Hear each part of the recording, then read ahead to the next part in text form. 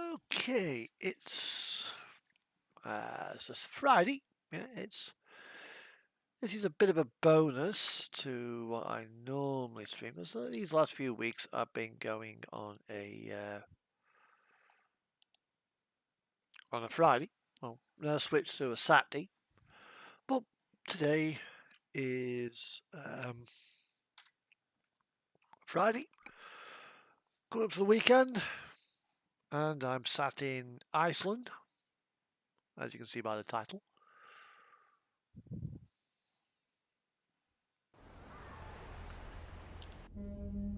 Now, this trailer has not long come up from Denmark.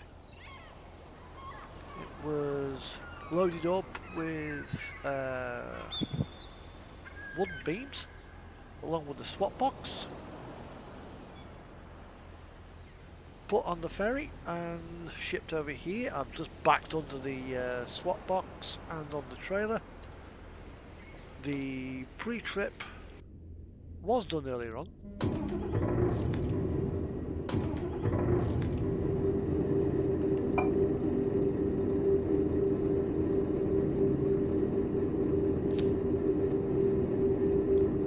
And we are going to Vestmannaeyjafn, which, to give you an idea where it is Vestmannaeyja is located there.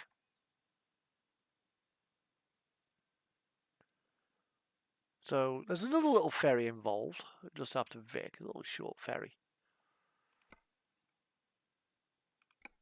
And this will take us down towards the Reykjanes Peninsula. Webcam's on.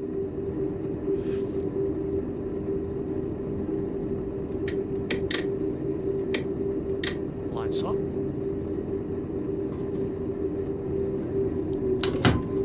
So let's go.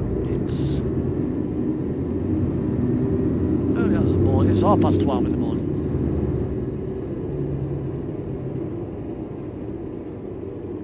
Out the way.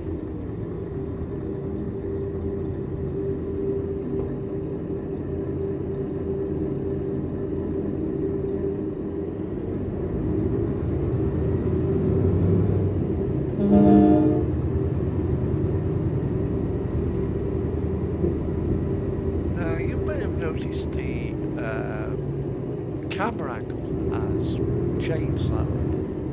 I've moved the camera from sort of down here to up there. So now you've got a bit of a wider angle view to what I had on a few weeks ago. And that is because it brings in to view this thing.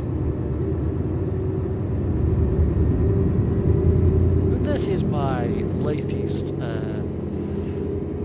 acquisition from Logitech. It's the old Cytec Farm Sim side panel. I don't play Farm Sim, so why have I got it? Well,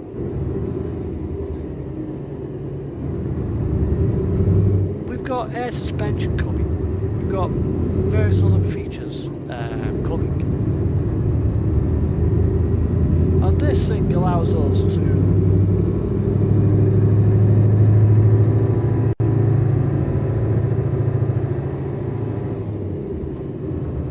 add more functions, because you can only have so many functions on your keyboard and on the wheel. So I've got my lights, I've got my wipers, I am going to move my retarder here and my exhaust brake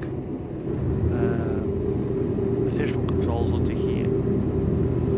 I've got my lift axles here, I've got my diff lock, I've got my trailer brake as well on here. This little stubby little thing is my gear shift now, with 3 buttons here for my air suspension. When I upgrade to 1.44, promods at the moment is not compatible with the latest game version. Hello cats, how you doing? That's alright. I just got nothing else better to do, so... Time you need to piss off. Close that window down. No, I don't want that window down. ABG, bugger off. So I thought, right, I'm in Iceland, I'll do a stream.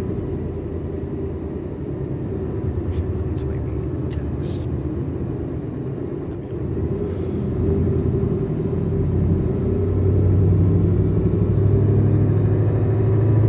I'm doing some single player at the moment. Kinda, yeah. I've got this little baby, which means my webcam's had to move, so it's up there.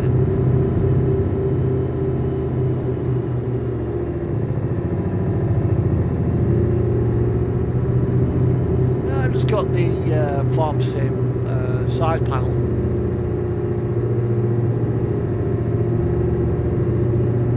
It's a useful piece of kit actually because it's freed up my keyboard.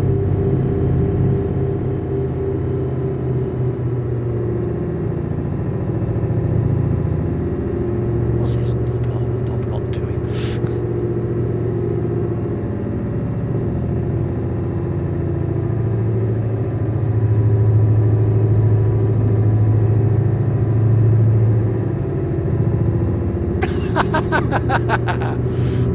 It's got stuck out there.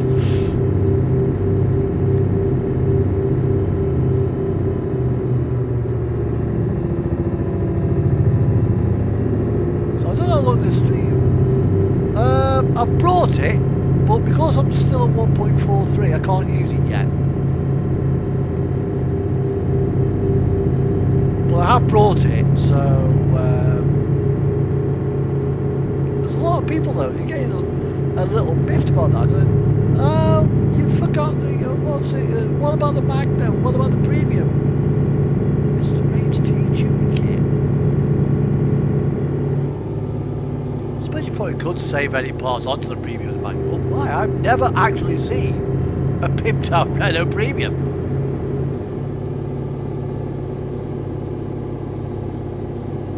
No one likes the Premium.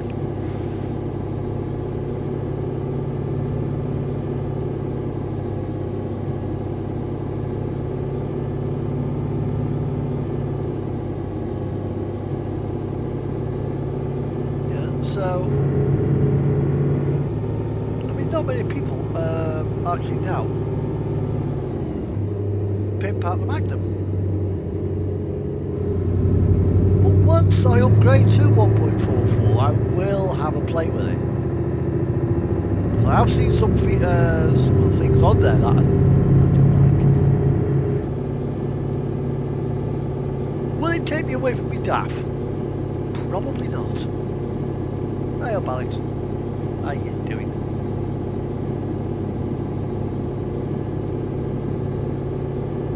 Just rolling down towards Iceland, bottom end of Iceland.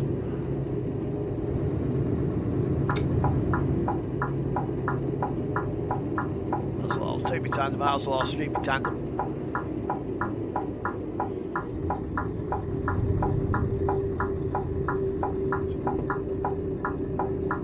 This particular corner is a tight buggy.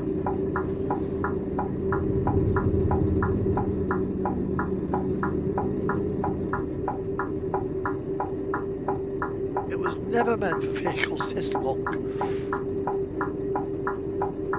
Can I get round? Can I get round? Can I get round? I think I can.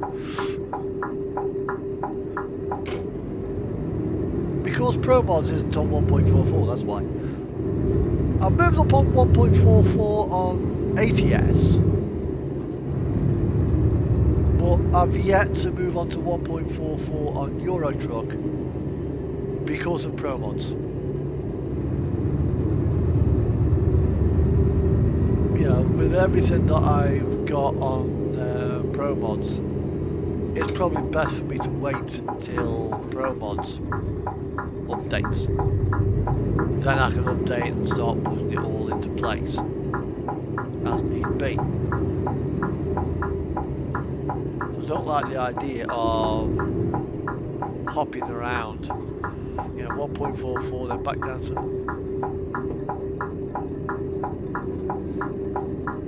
I want to go there. I want to have a look at that really twisty road. It looks an absolutely beautiful one.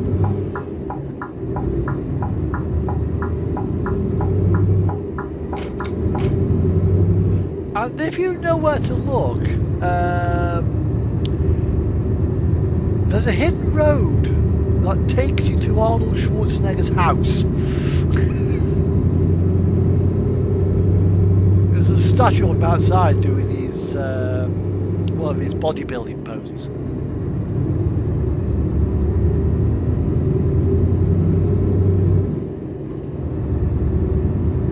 So yeah, it does look nice. I mean, I will explore Austria. I'll certainly do it on TMP as well.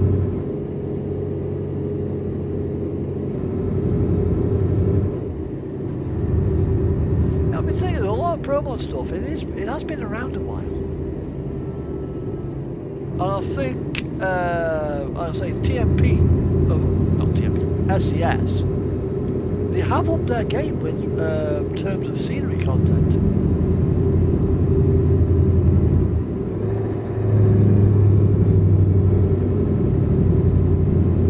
But when it comes to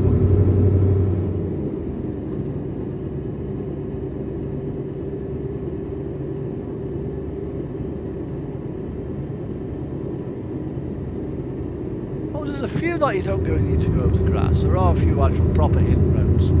You're referring to that one in Kirkenes, aren't you? That people sometimes block.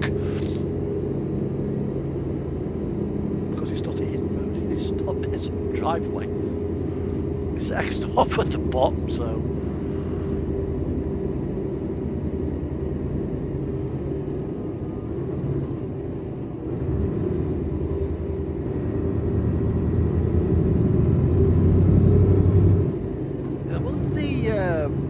The next one I'd like to see him do is the UK.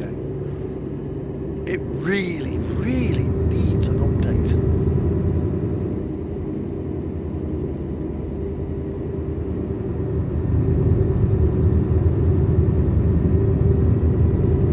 But apparently as well, they've changed the English license plates in 1.44 as well. We've lost the EU stripe. It's now just like a Union Jack on the side with GB below it. I miss that. Got kind of fond of the EU stripe, but it was pretty much inevitable when.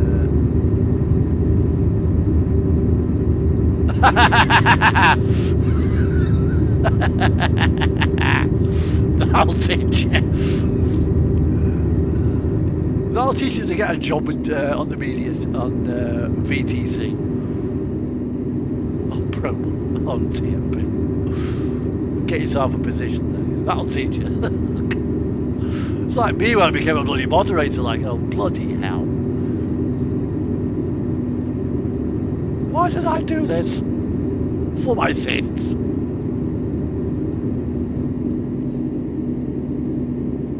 But I really want SCS to actually do a proper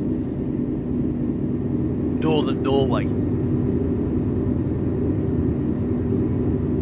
with Finnmark, that goes up from north of Bergen, Uppsala and the likes, right up to the top of Norway.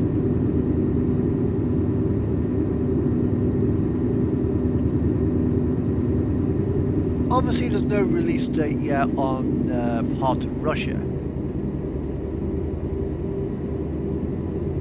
As long as this trouble in Ukraine continues, it'll be postponed until after that. So if it goes on for 4 years, we won't be getting that DLC for 5 years. If the war ends tomorrow, we might get it next year. But I can't see the war ending tomorrow.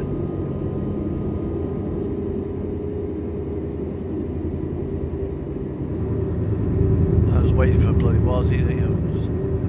some guy in the Kremlin hears this and it's like, some YouTube statement in England has called it a war. It is special operation. Ban him from Russia! Hell, they banned John McCain from Russia. He's dead. Morgan Freeman banned.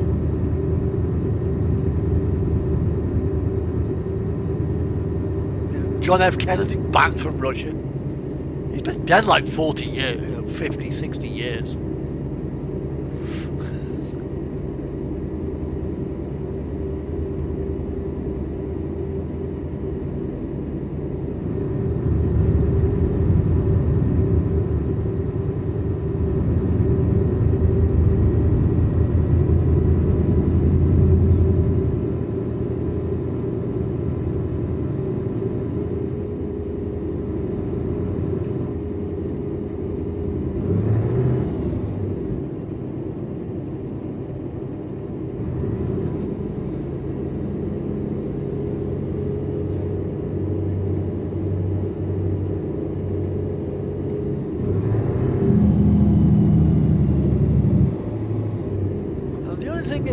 Tandems, all the weight's in the trailer, so if you're not careful they will push you about.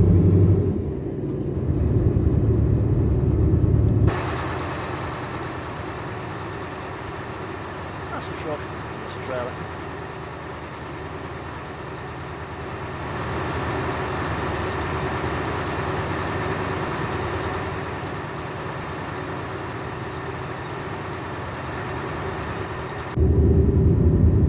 I've actually got a Maz 5442 mod on this profile, which is actually, it's a nice truck to drive.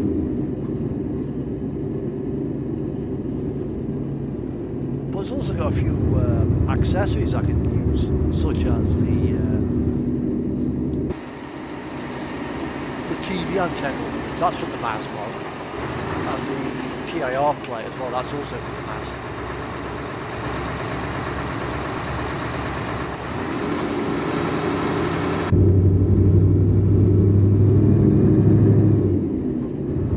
No matter what happens with TMP, all these new updates, this new road in Austria, I mean, yeah, it'll have its charm. Then people will probably get bored of it and go back to the CD road. But I hope they put it in ProMod. I hope ProMods integrate it.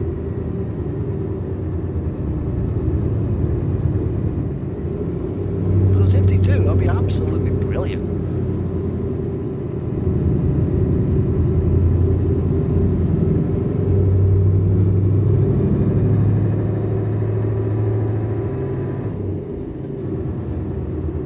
I mean, ProMods is nice. It's far better than most of the SCS based content.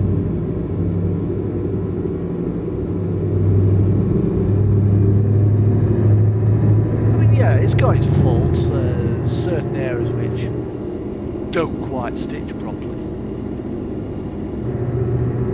But it's certainly more interesting than a lot of the original map.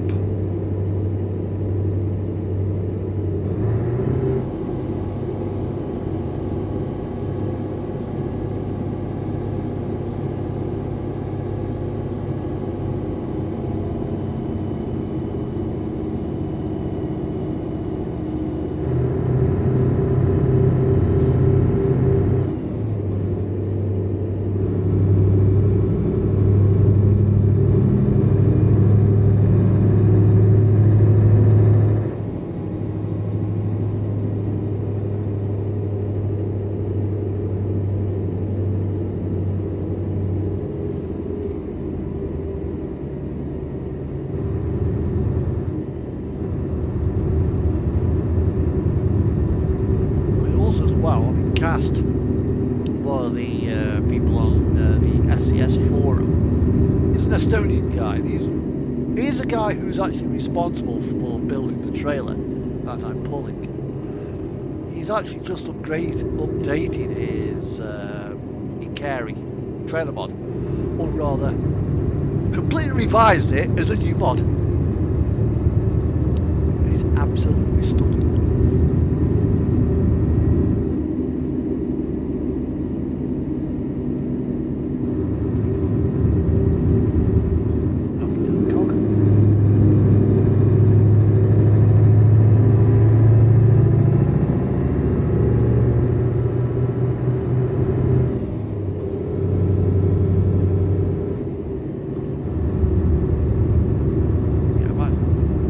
I do remember when this road I'm on now used to be a gravel road when it first came out. Well, when it first got introduced with promods.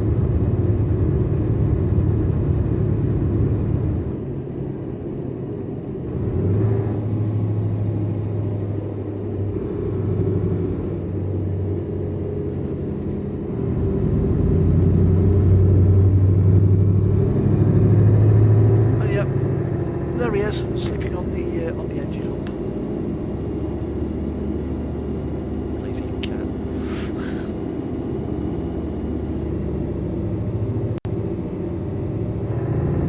This guy been giving too much bloody kitty beds.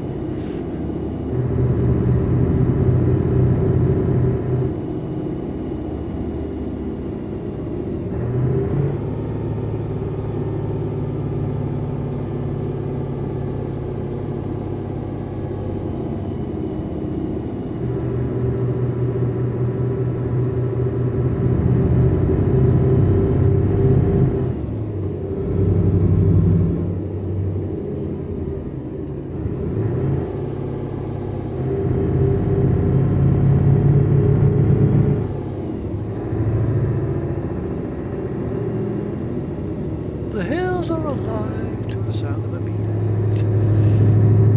She'll be coming round the mountain when she comes. She'll be coming round the mountain when she comes. Engine brakes are singing, chain brakes are linking.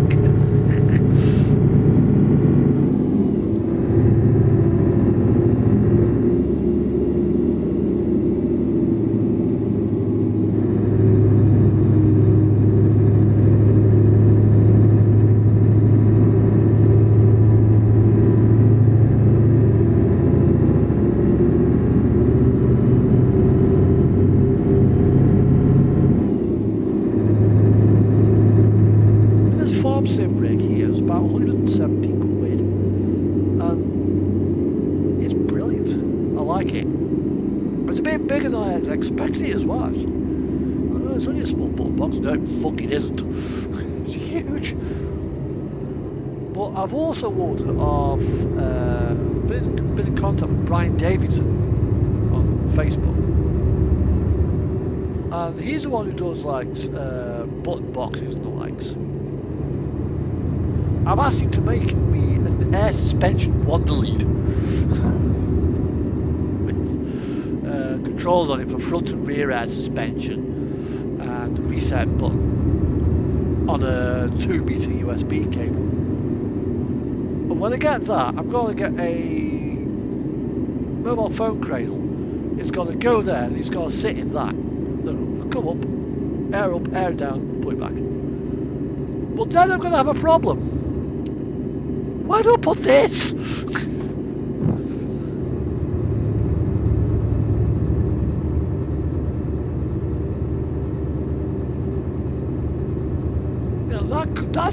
That is the most important thing.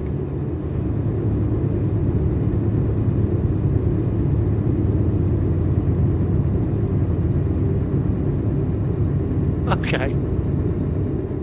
Well, see, you're in my Discord. We're in Discord contact with each other. Cats. Send us a few of those screenshots. I'll have to have a look at them.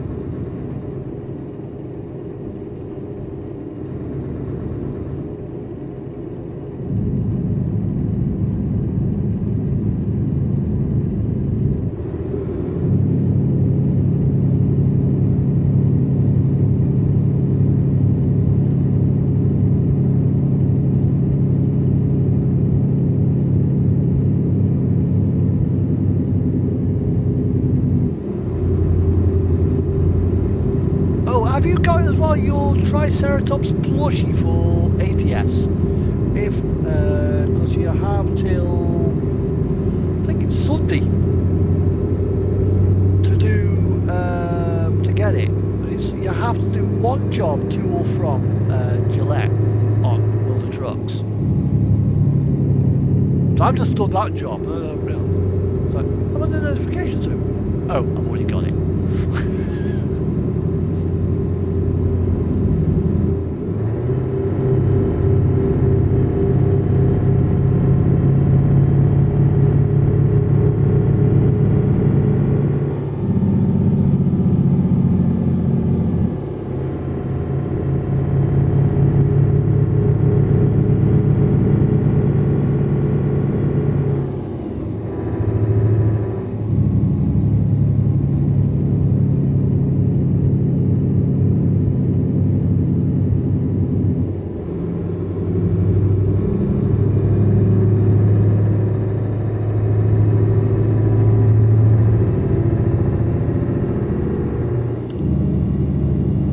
Screenshot. Get the drone out.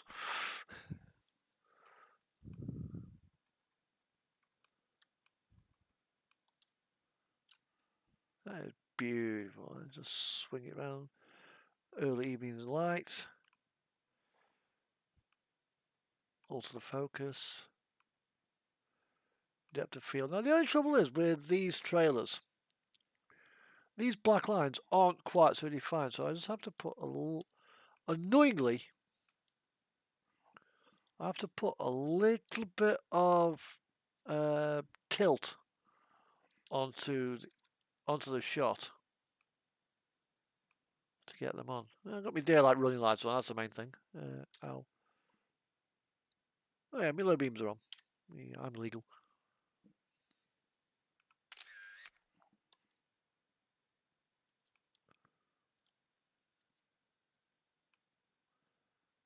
There we are. And I think at some point I'm going to have to add that TIR listing to our bumper and our lights. So I can put a different set of lights on, different back bumper with some slots, and put it down here somewhere. Although what I might do is put the TIR badge here.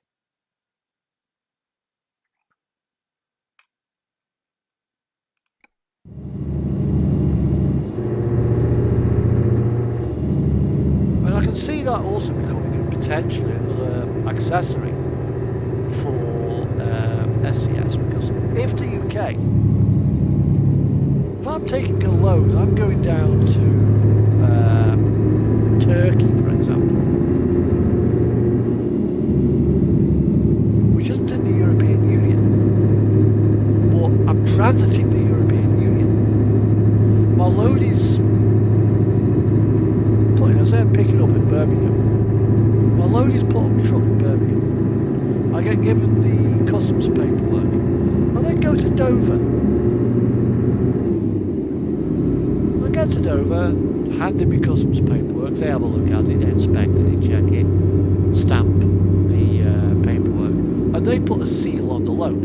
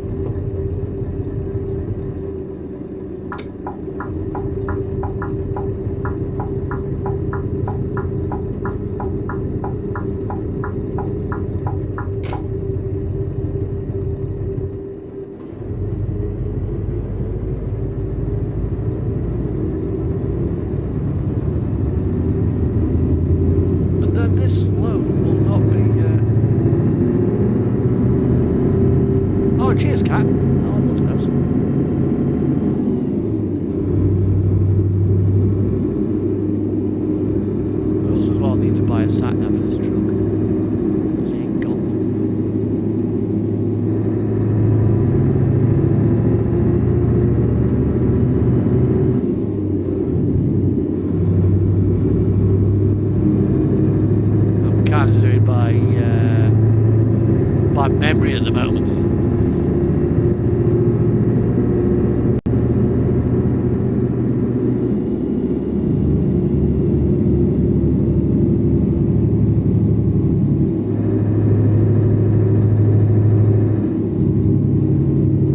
Although having said that, it's a relatively straightforward route to get to is Vesmia.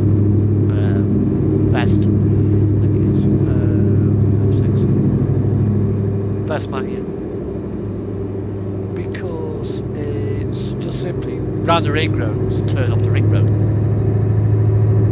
Just after Vic, I think it is.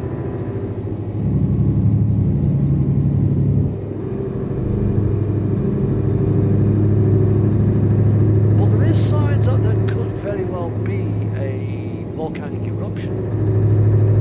Another one in Iceland.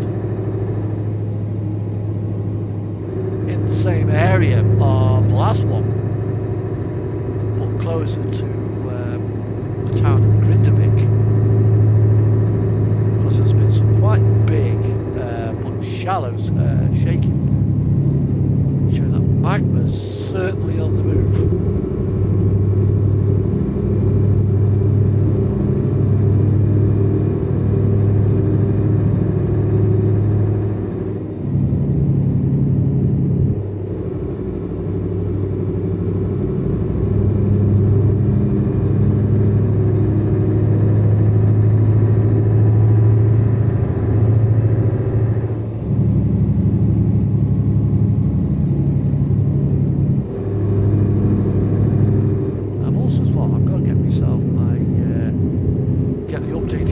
Promods Canada, because that's been released now.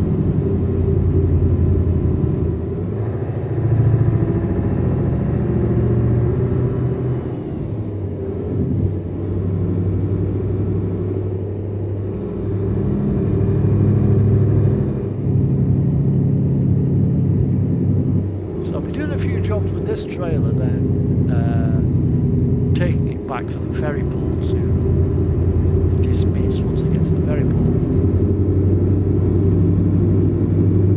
And then I'll be picking up my own trailer, which is going to be off going for this one. It's a shorter one. It carries a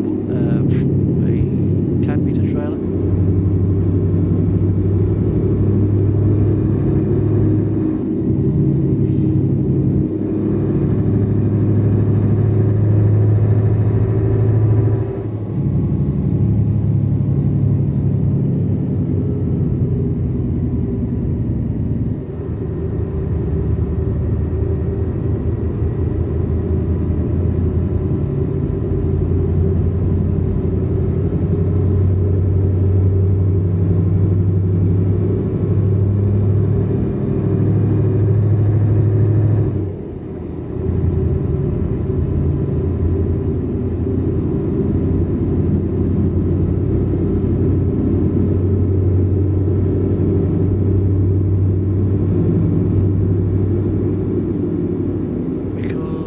This trailer is actually based in Gothenburg.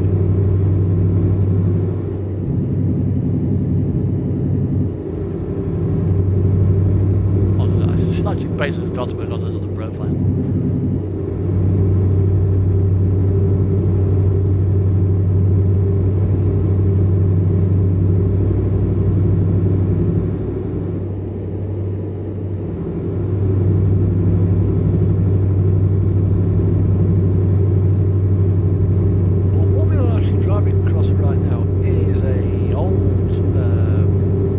Lava field.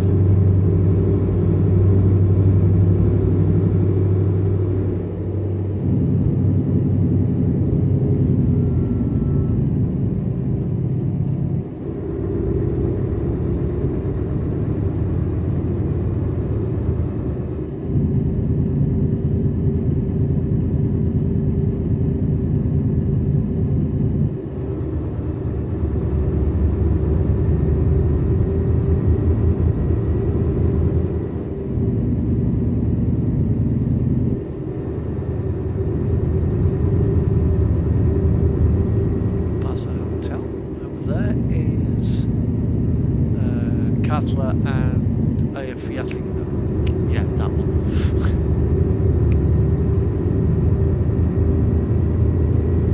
watching the one of the Icelandic grapevine videos, Valur Gettison, he's the head of the media at Icelandic Grapevine. Even he struggled to say that one. And he's Icelandic, so what chance of it as a Neanderthal Stone Age bloody Englishman have I got to say that thing? Absolutely none. However,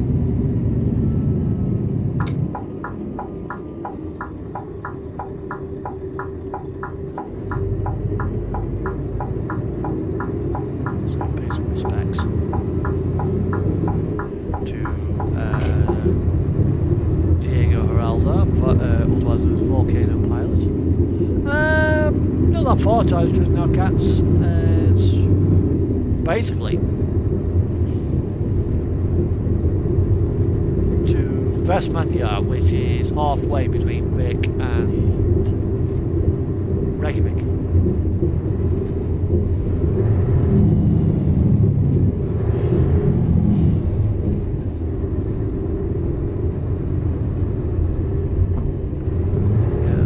Diego,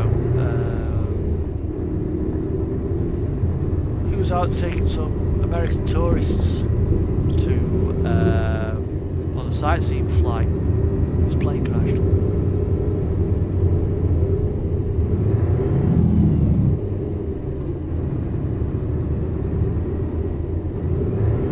And he was one of the people who took the first aerial images of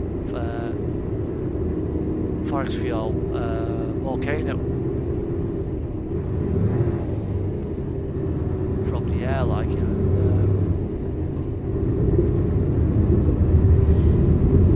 unfortunately he's no longer with us.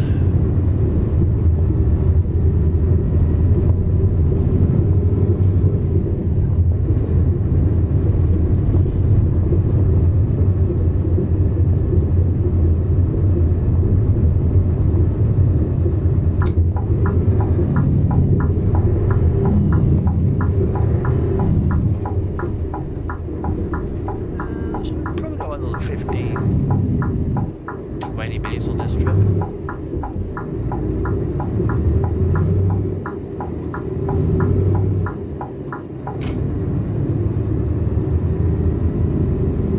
I mean, I actually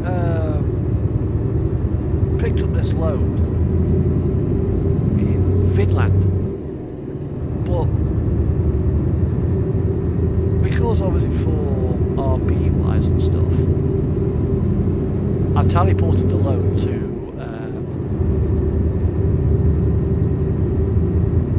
Oslo to simulate it being driven by somebody else. So all I'm just doing this leg of the trip.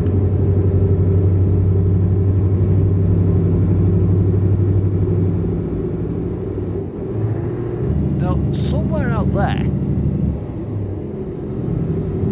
there's actually a DC-3 quietly rotting away on the ice on the seafront. It's supposed to be in promods, but I've not found it yet.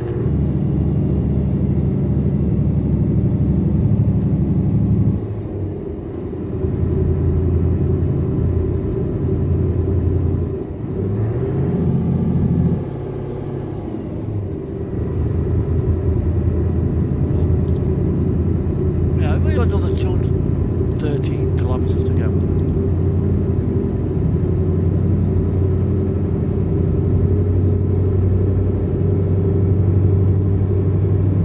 But some of that's on the ferry, so it's not that far.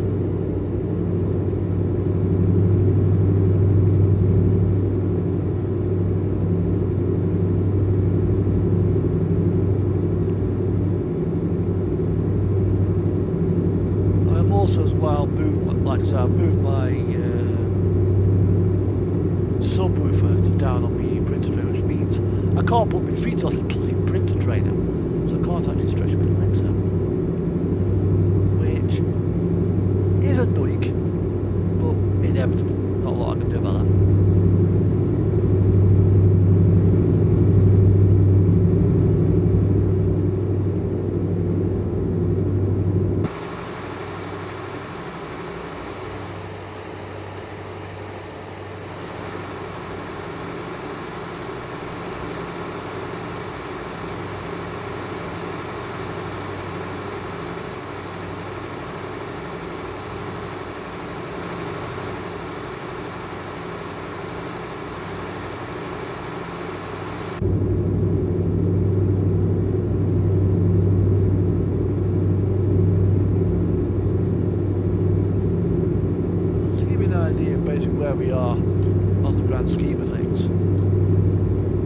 there's Vic.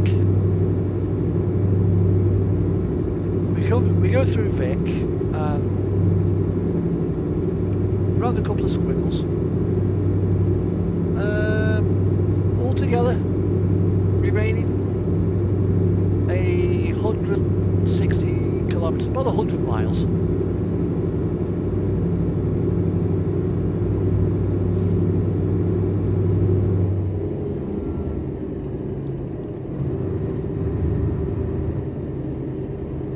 So we'll get to Vic. I'll put my GPS in the cab.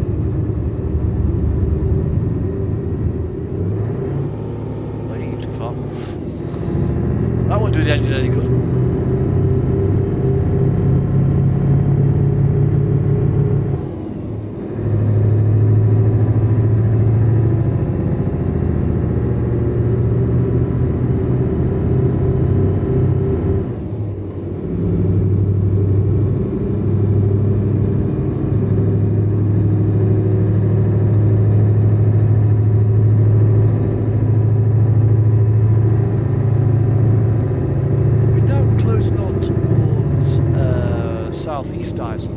Southwest Iceland, sorry, and Reykjanes Peninsula. Now, where we're going to, in the 1970s, there was an eruption that affected the town of Rallye in Iceland.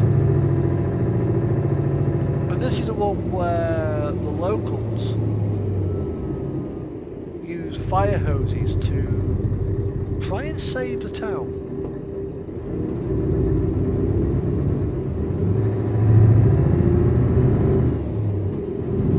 And they did. There's a huge fissure opened up on the island. Now all this lava began to pour down and threaten the harbour. So you use high pressure hoses to blast the front with seawater to divert the lava. It worked. Much to everyone's happiness, it actually worked.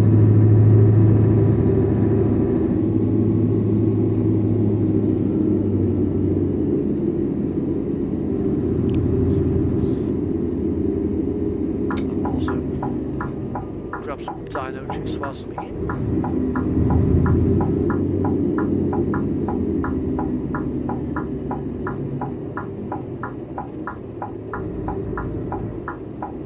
Sorry, Greta.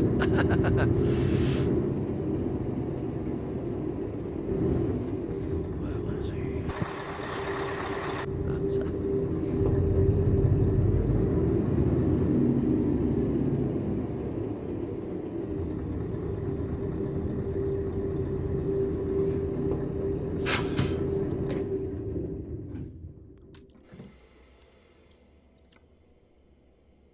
Now also as well, I need to go onto this profile and I need, well, this mod.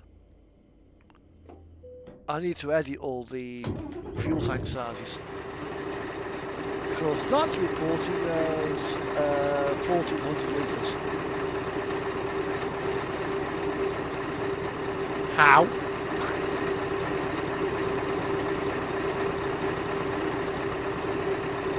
That is not a 1400 litre tank.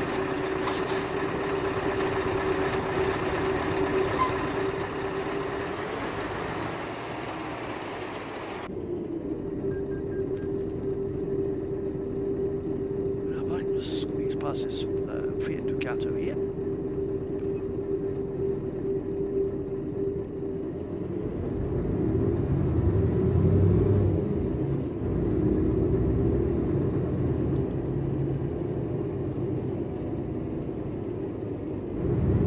Don't know what he's doing.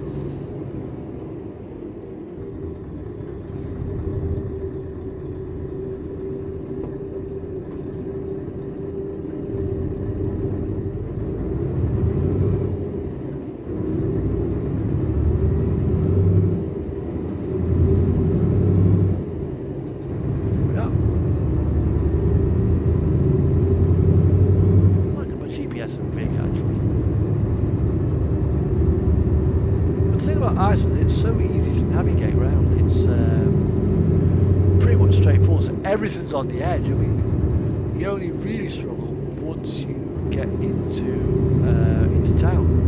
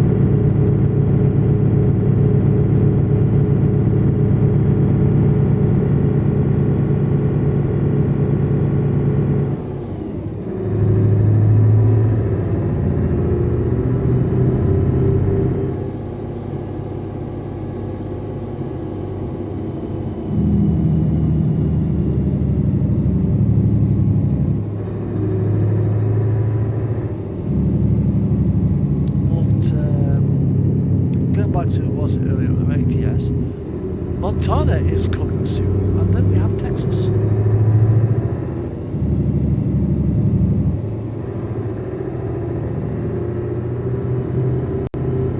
Although I do follow a YouTuber called Happiness by the Mile, and her dog is called Montana. But she put a pic on one's Instagram saying, "Where's Montana? Where's my dog, Montana?" Sorry, no, her dog is Dakota, sorry. Where's my dog, Dakota? I put, next to Montana.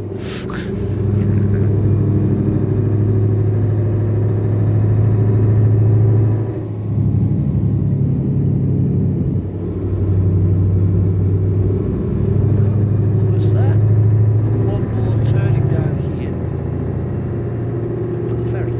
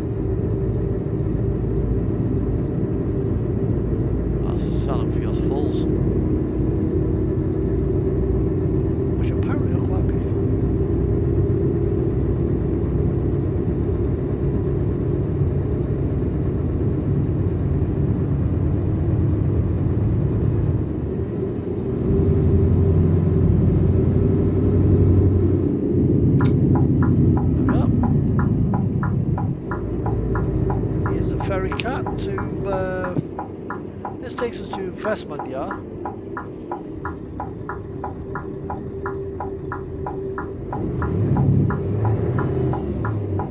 I'll fit through this gap. Should do. Yeah, I'll fit through.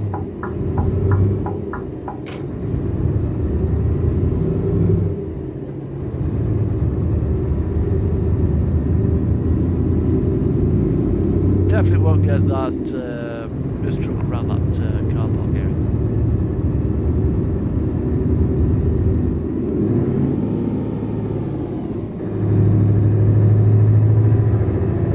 And there's the ferry.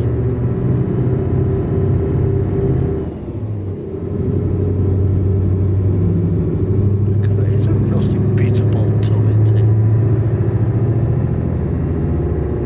I think promods could have looked better by having a custom built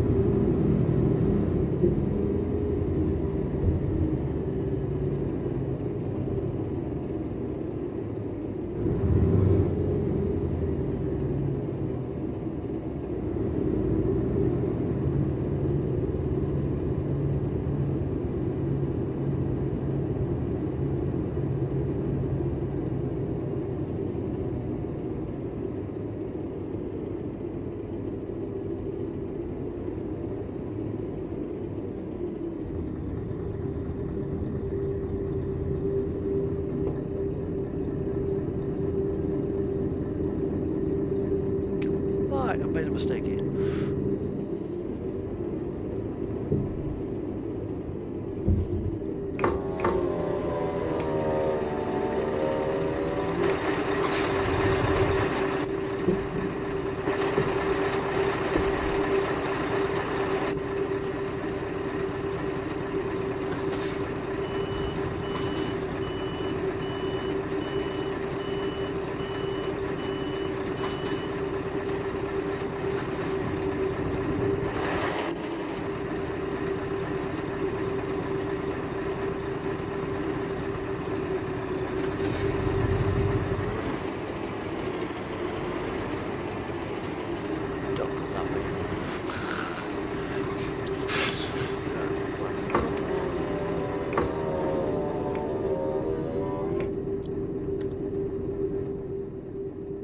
Book my ticket. 40-minute crossing. Actually, a boat like that probably will be alright for a 40-minute crossing. It's not much different than the ones that went across the Shetland Islands. But we need a boat like that one there on the screenshot. And here we are. This is Westmania. And this is actually the harbour entrance that got threatened by the eruption.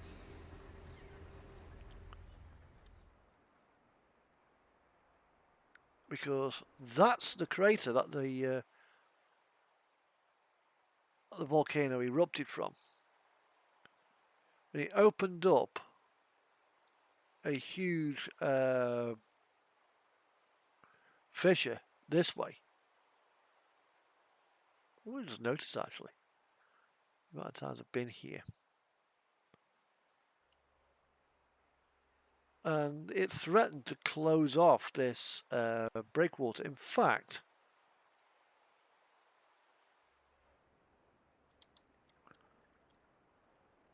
the original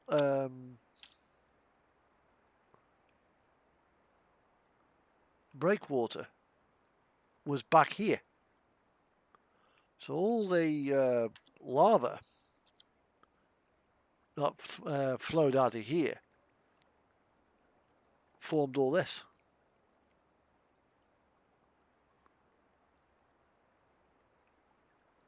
So that's a nice one for promods.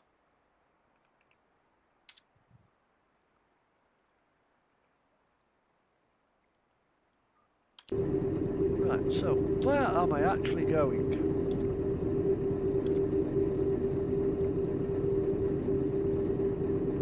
Okay, it's literally out around and in, just opposite the F7.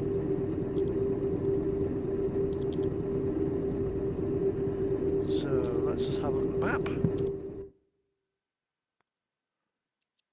TMP, I mean, it needs traffic. They need traffic to make it truly realistic.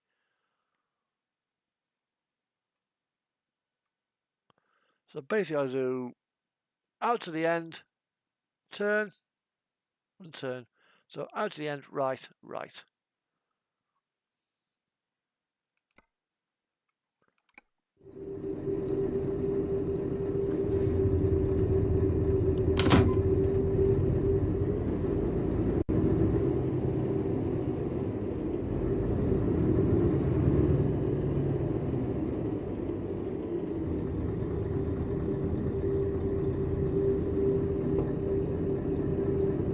Actually, this corner is actually quite awkward to gauge on with a 15.6 metre, well, 13.6, was it?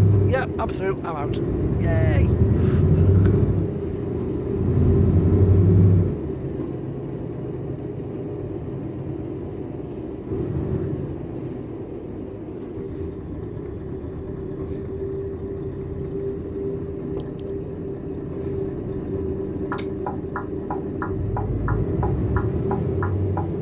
Yeah, promods is beautiful.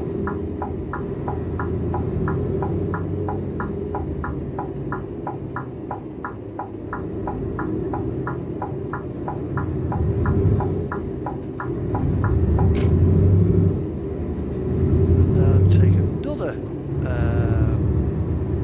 right turn down here.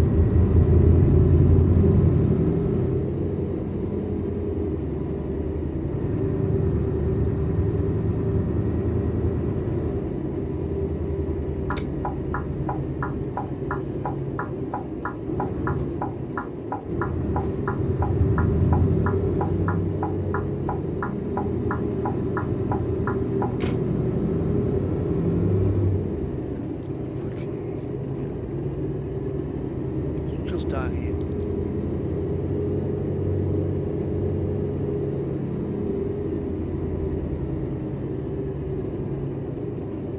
There it is. There's my drop point. So it's quite an easy one to deliver. This one is. So I've not actually done the difficult parking on this profile.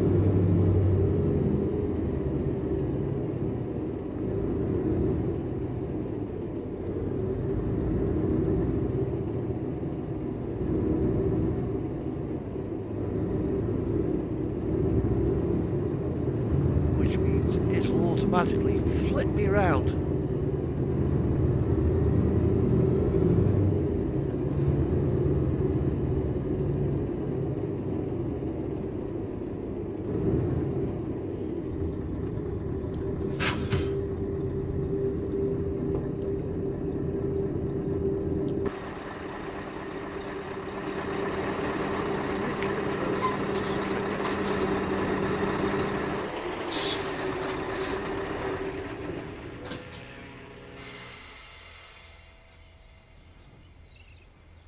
Right, so this is a load of wooden beams. Get the forklift out.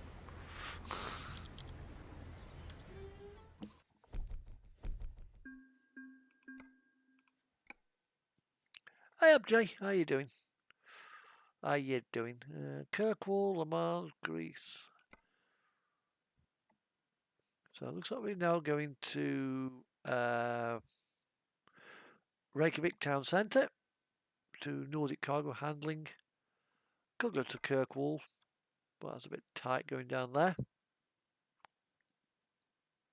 Plus this particular truck ain't not legal there. So take this one here because we can use these in Iceland. And miraculously I have spun my truck round.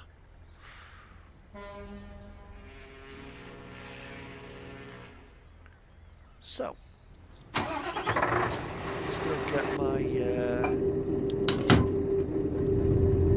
GPS.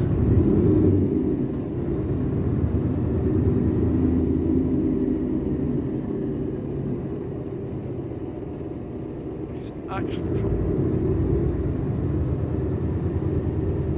purchase up here at the F7.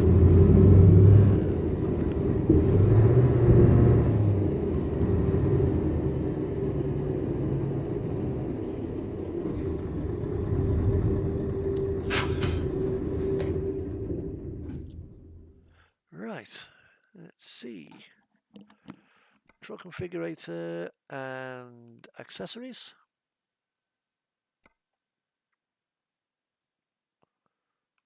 That one there. Yeah, go with that one.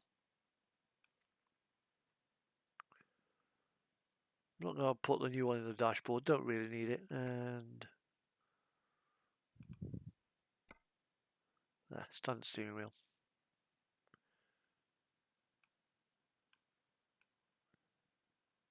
RGL needs, load of saints needs to put something there on the bunk.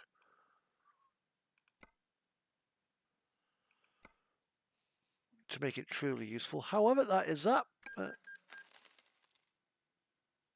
Yeah, that's why I've not updated. I'm like, I just can't be fucking asked to update, down date, update, down date, update, down date until it's done. I might as well just sit down and wait.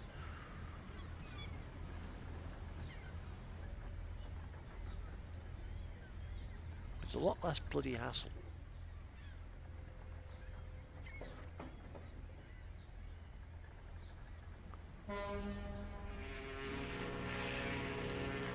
So, Okay, we've now got some airmail. 13 tons of post.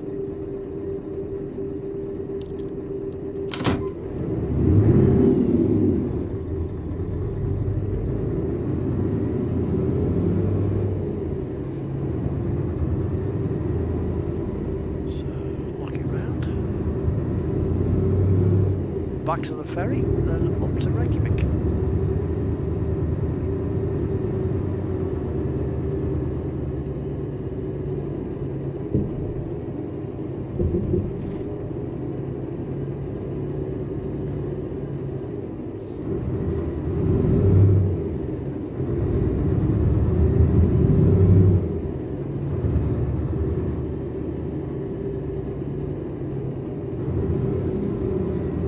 Don't think we can actually get to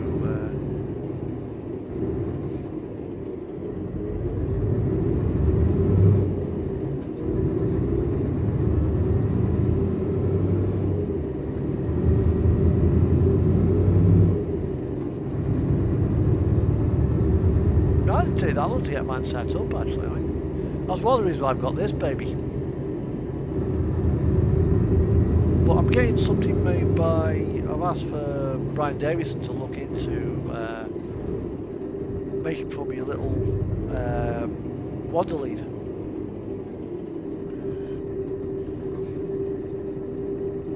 I mean, this is a portable hard drive. I've actually got two of them. And the device is making me, or at least I've asked, I want him to make, it's about that big. With, it'll have like probably about 4 or 5 buttons on there for air suspension.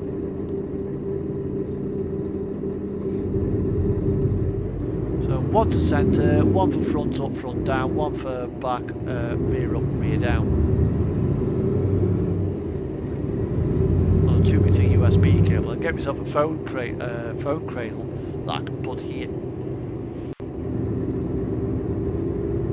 And I've got myself my air suspension control. Well, by rights, I should put it down there. I mean, the daft that I drive at work has got it on the Wanderling down by the door. Although I've actually managed to bring the bloody cradle to it.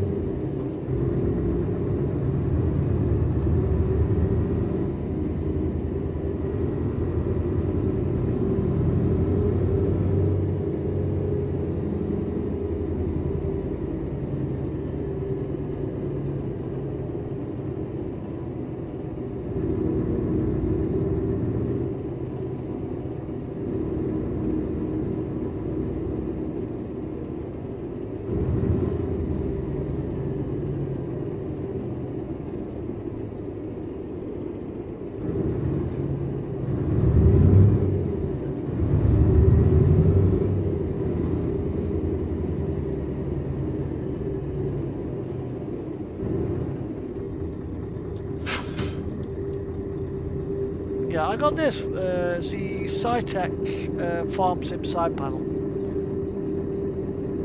I mean, it's not a bad piece of kit. You've got all these buttons here. In fact, I'm actually going to make a slight change to them now, actually. Keys and buttons. Retard increase. Retard decrease. And exhaust brake increase. Exhaust brake decrease.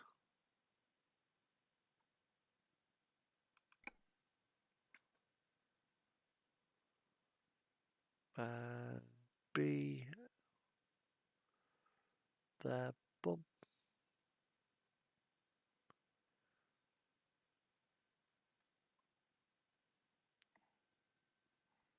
It was about £170. I mean, it's not actually a bad investment. So now all the buttons are in use apart from these and that one. And not yeah, I mean is it like a Bluetooth thing? Sim dash.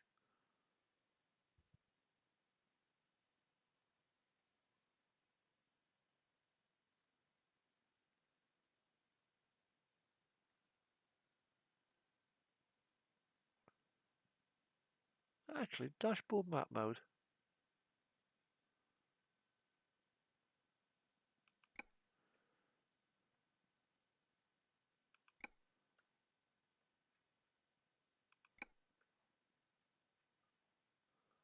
There we are. So now I can.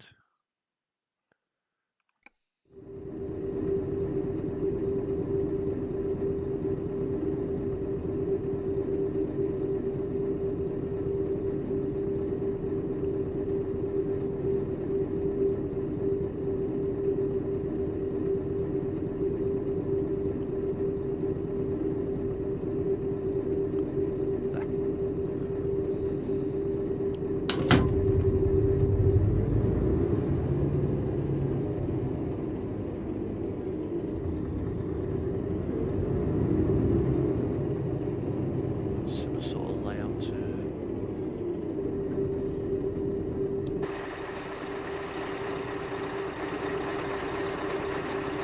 You know, I forgot to do. Got to take the bloody carry on. Whoops! You muppet.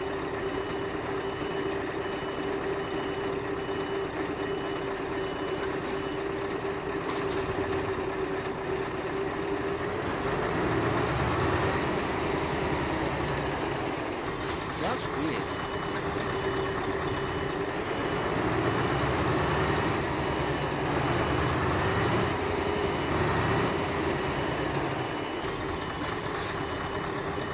Right, let's go to Landia. Yeah, that place. Landiafen.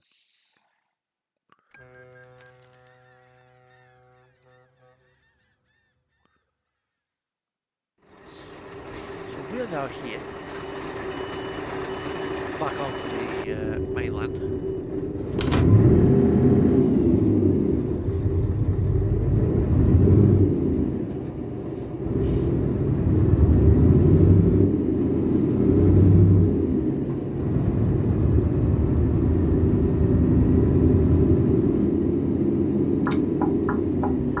Now in a minute I'm gonna basically I'm gonna be parking up for a bit because I need to go and grab that needs a refill.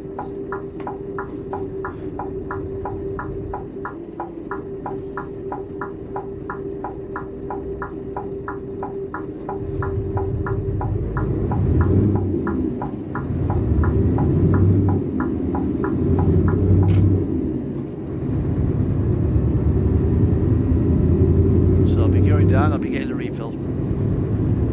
So this road now takes us back up to the ring road, where we turn left, and then we start heading through to towards Reykjavik.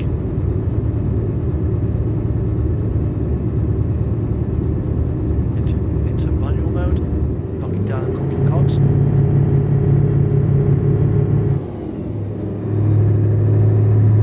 So now I've got.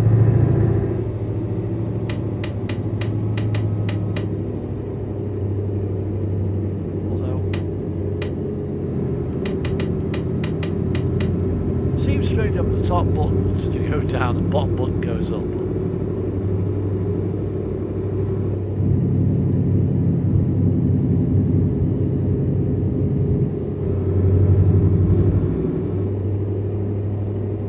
Because originally it was up down on the keyboard, and down was increase and up was decrease, because it kind of mirrored the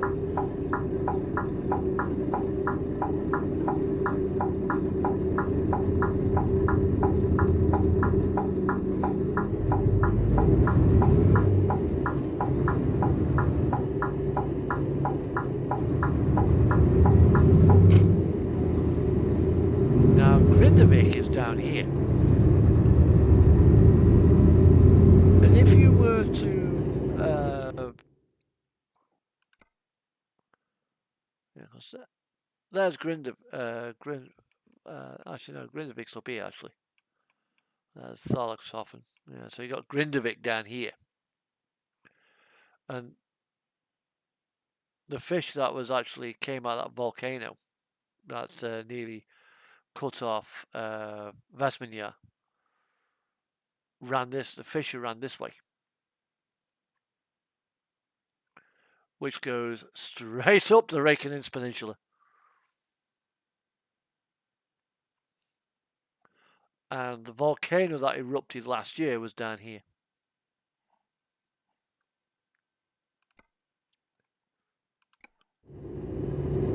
So we won't be passing Bob. Well, there's a little bit dirty, a little bit stained up. I've got one here. The fast lava output. Flow was one of the sisters. There was Bob, Hell, happily erupting lava. Bob was belching out basalt. Flow, fast lava output. Sif, sudden Icelandic fusion.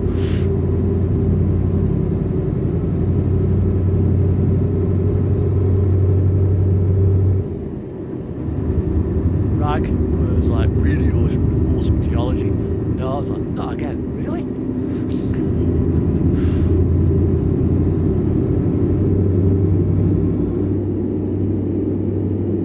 And it got to the point where it's like Reykjavik grapevine, we're calling it Northy and Southy.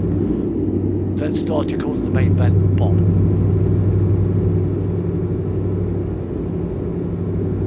I'm not expecting by any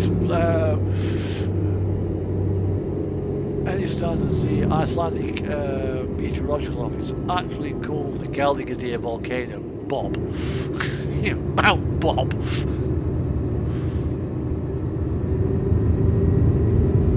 Well, it's actually Mount Nar now because Bob, when he stopped erupting, Nar became the dominant. What, the one that runs you all the way across Iceland? It's a long fucker, that is. Or the one that goes between England and France.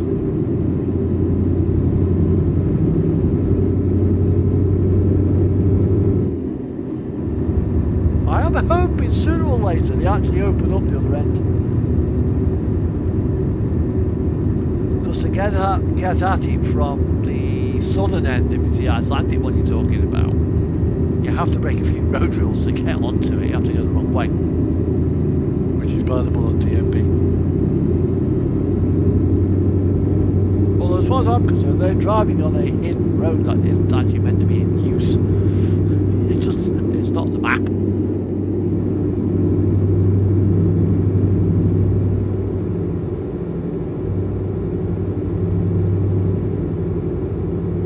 Yeah, there's a couple more knocking about somewhere that I'm yet to find.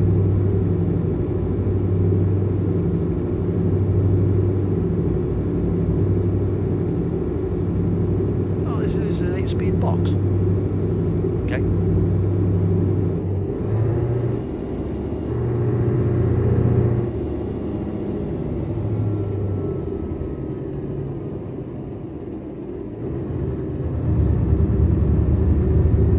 So now we're approaching Reykjanes. Oh yeah, just be careful of the AI traffic in that tunnel, isn't it? Last time I went down, the AI traffic was being a bit derpy.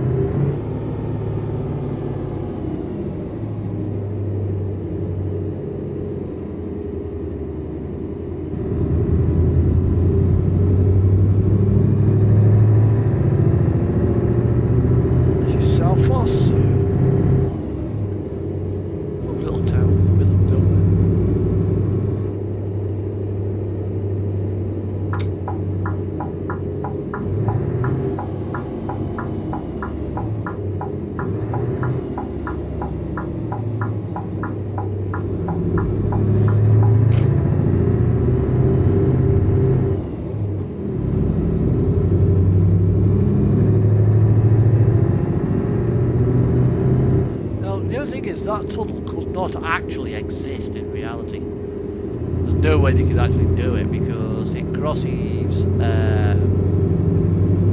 3 or 4 volcanic zones and the volcanic rift area down there as well that it goes through. And I think there's also a couple of very shallow magma chambers.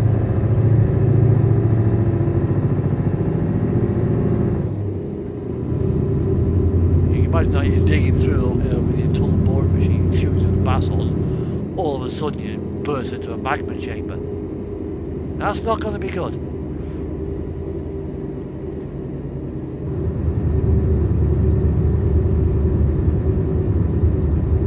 I mean, they did it at Krafla, putting in a new hydrothermal line for the geothermal power station down there. And you've done all the tests and stuff. Yeah, the magma's like 4 kilometres deep, so you're okay with a 1.5 kilometre borehole. Yeah, we should be okay for a 2 kilometre borehole. The magma's about 4 kilometres deep. They get down to about 2 k's, straight through it, straight into a magma, into a shallow pocket of magma.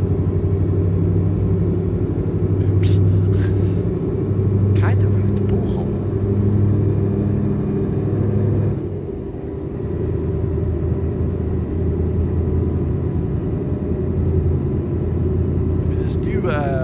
Shaking that they've got going on in that this area. You're getting regular 3.3s, 3.5s and 4s on the scale of magnitude.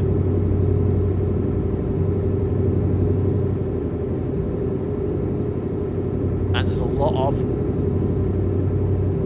Like, as soon as one earthquake starts, you take a swig of your coffee and you've got another one. I mean, some of them can be felt, some of them are like, yeah, okay.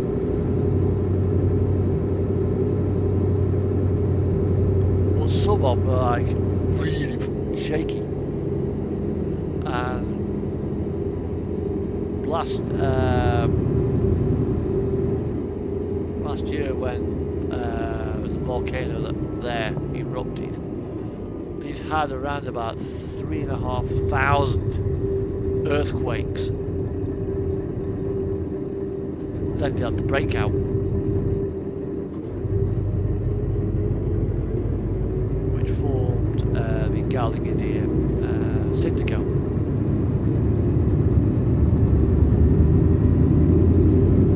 But the new one that they've literally, it's all the quakes are not too far away from the Blue Lagoon, which if it erupts near the Blue Lagoon, it's not a problem. You get a nice touristy eruption. If it comes out underneath the Blue Lagoon, you'll get a phreatic eruption.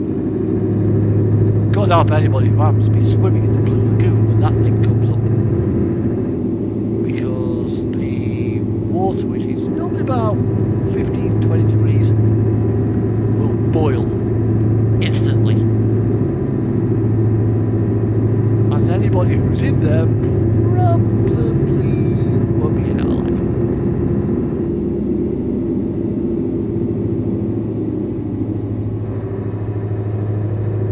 Not if it does decide to go off, but geology is a strange thing. Because you get all these eruptions, magma moving around and stuff like that. You know, all your eruption predictions. You know, the magma's moving down there. And you get periods of unrest and it's like, yeah, we think it could go, and all of a sudden, it can stop. As soon as it started, it can stop.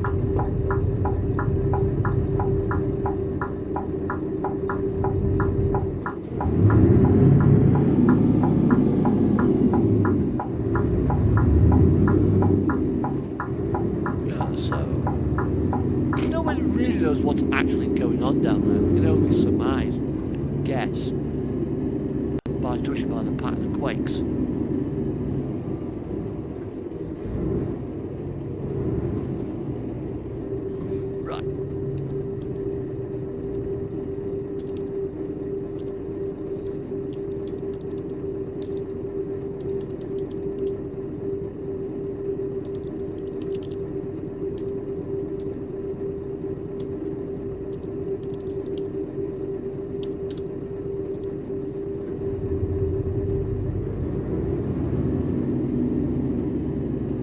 I've done that right. Yes, it has. I can do anything. It wants me to put it on a bay.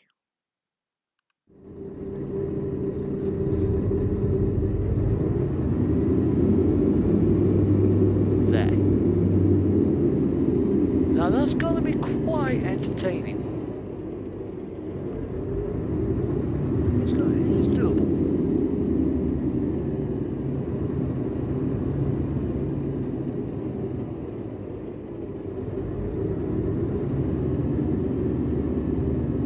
So here's how I'm going to attack it. Straighten up, come this way.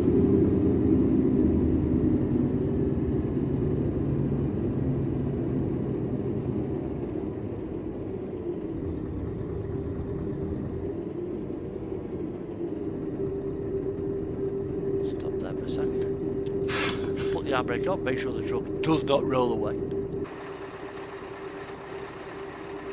Right.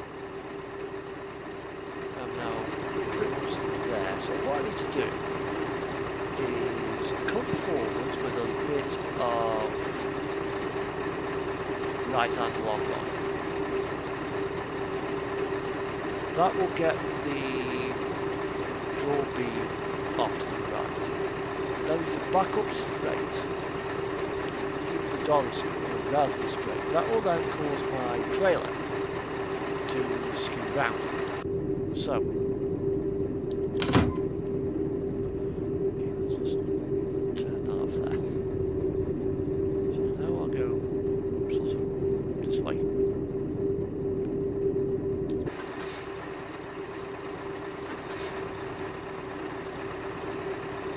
About there.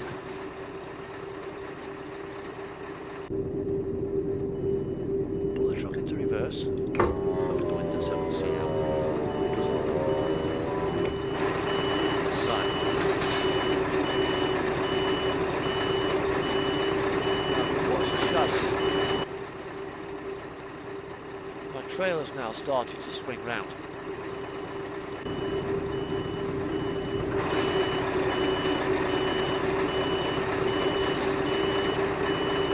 That way.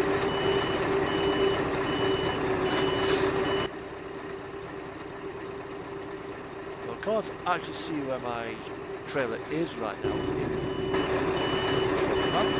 Now there, it's just coming to view. Now it's the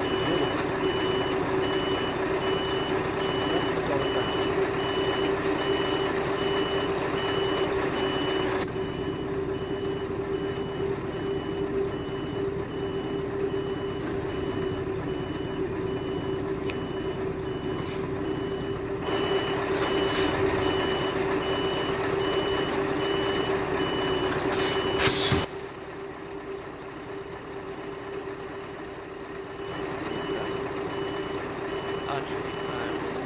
As you can see there, I'm a little bit off.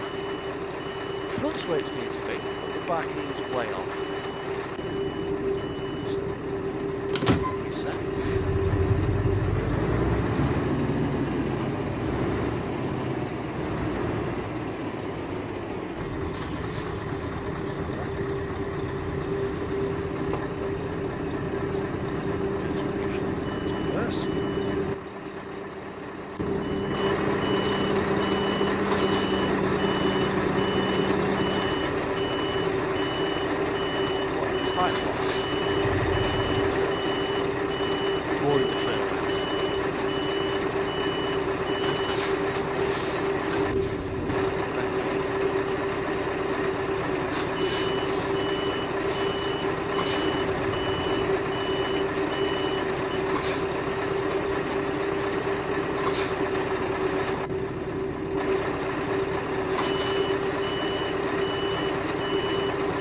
Hello, Stefan.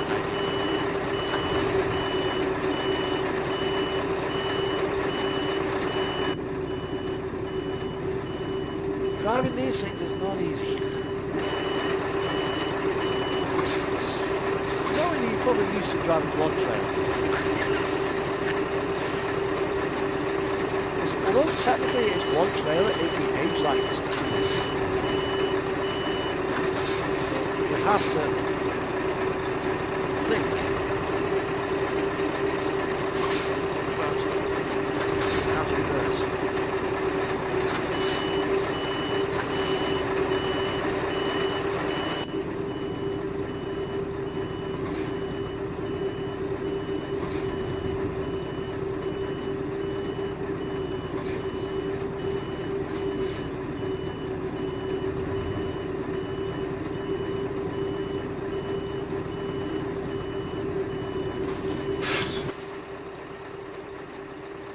Slowly.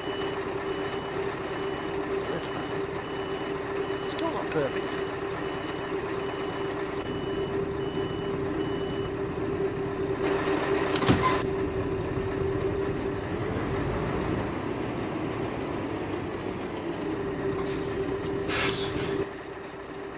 Right, now my rear axles are where I need them to be. So, let's turn that way to reverse. Now I turn the other way. Follow the dolly round.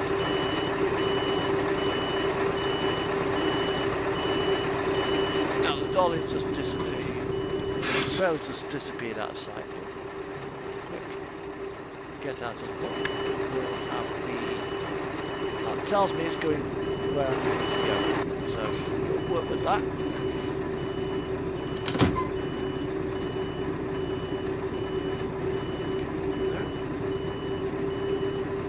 Go straight up. Now just follow the trail around.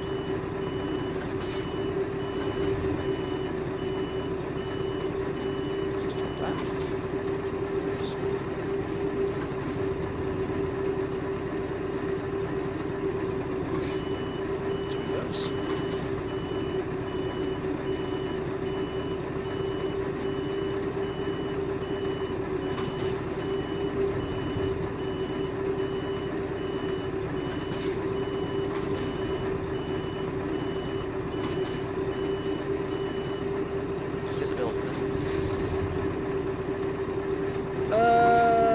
No thanks, Steph.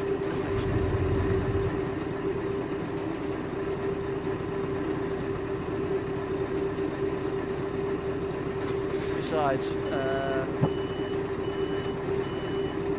oh, okay. I will check that. Make sure that you're not lying.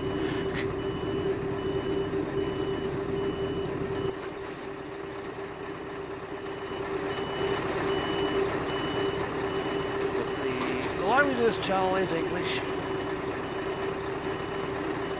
That means no Viking language, no vodka language.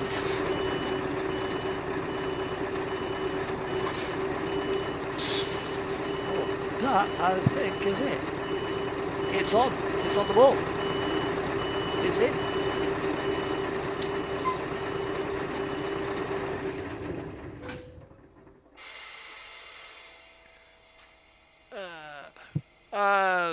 I picked that up, no Viking language, no vodka, off Bjorn Nyland. So when people used to speak Russian or or Norwegian in his channel, he's like, English only, no Viking language.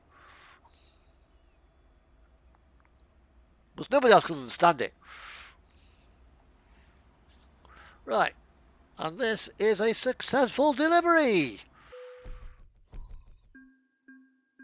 But it's late. What?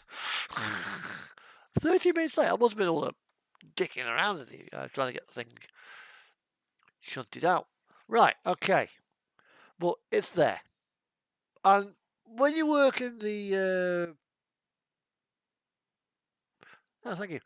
When you work in the haulage industry, you will get jobs that are kind of late. It kind of goes with the territory.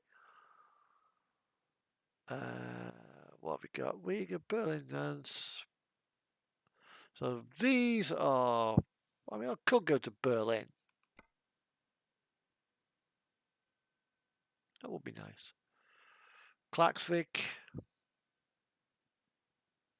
Non-alcoholic beer. What? Who drinks non-alcoholic beer?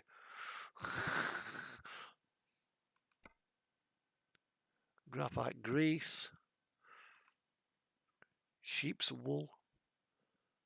Peanut butter.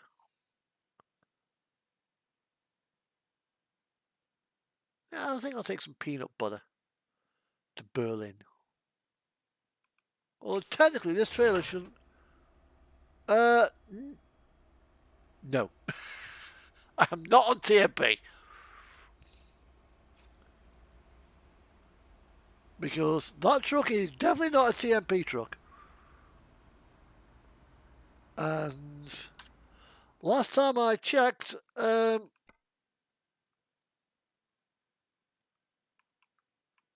promods weren't working on TMP, which is whilst I'm playing around on single player.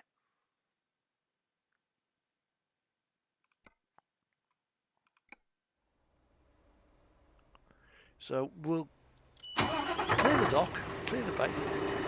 Now that's loaded up.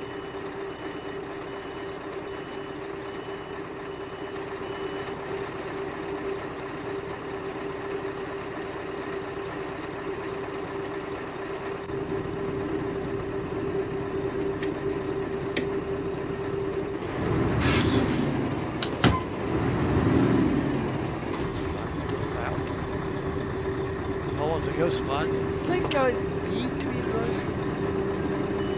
It does help. I don't know why.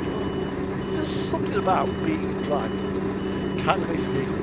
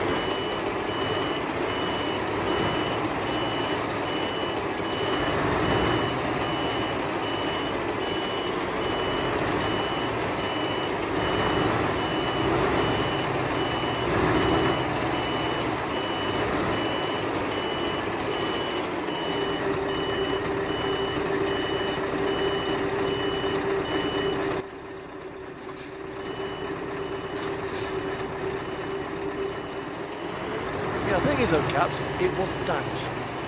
To me, that's successful.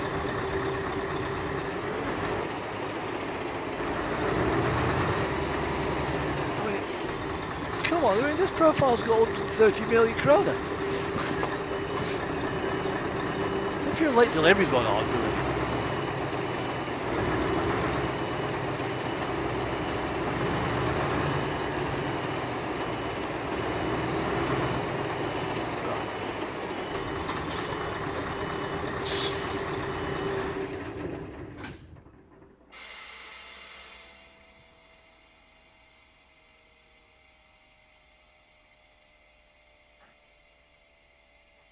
Actually, that is a really lovely sky, so take that screenshot as well. Right, I will be back in about 5 minutes. It's now coffee time, so I've got to fill up the old coffee mug. Possibly as well put the light on. It's not too bad at the moment, so I might leave light off.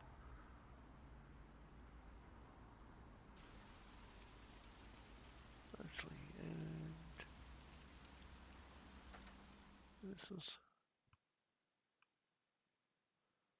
it's in the right place, and it started to rain. Lovely. So just got to get the coffee mug sorted out, and I'll be back in a moment.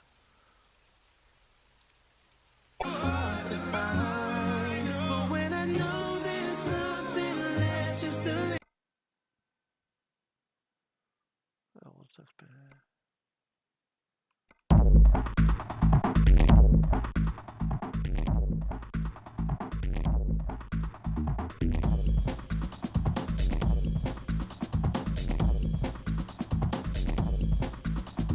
That might have demonetized my stream.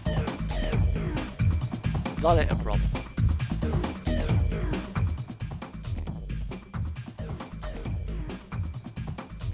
Right. Back in a minute.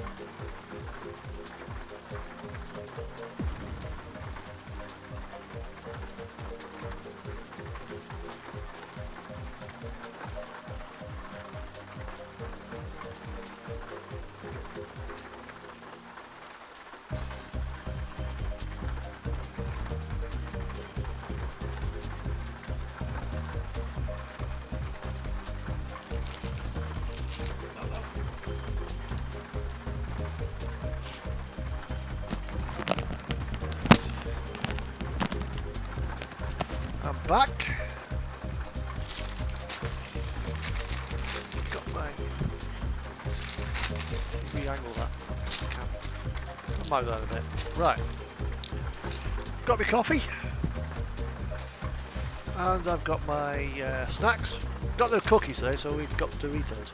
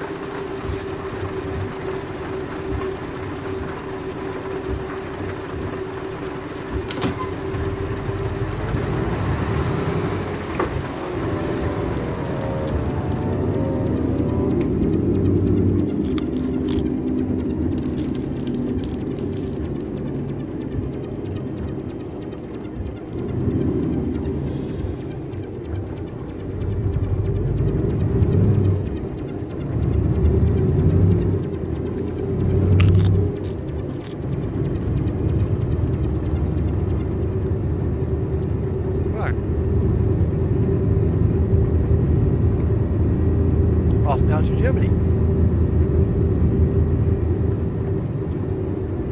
Well, this trip is 3,000 kilometers, although most of that will be in ferry.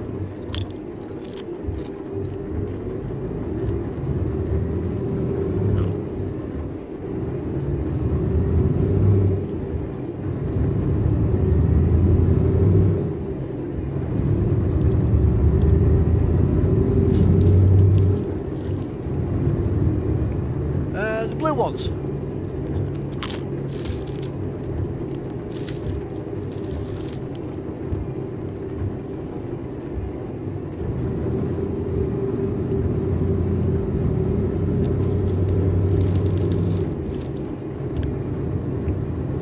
Big fuck off back off.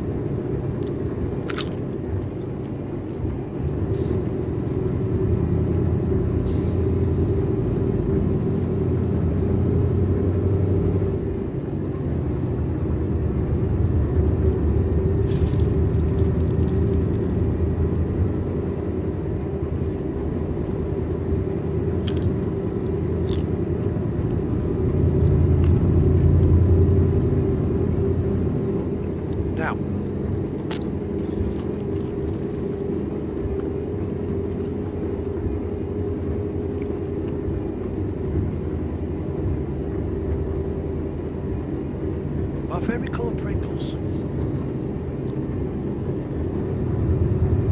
I like the Texas barbecue ones.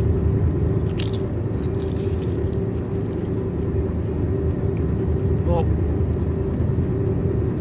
I also like the sour cream, the green ones as well. Can't you bastard, I want a pot of Pringles now, you swine! Don't do that!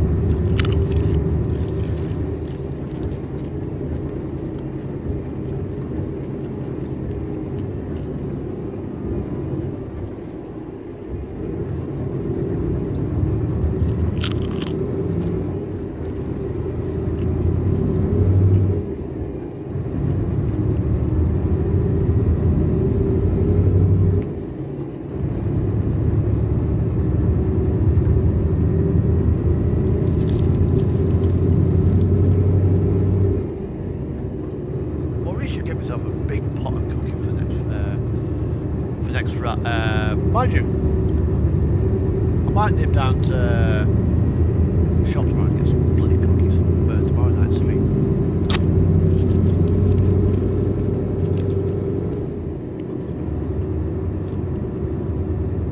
Which I might actually do at ATS on possibly convoy mode. Don't know yet.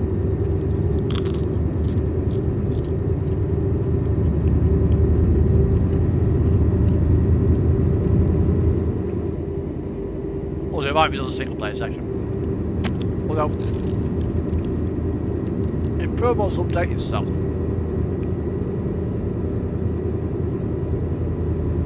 and so we can use promods on TMP, it'll be a TMP section.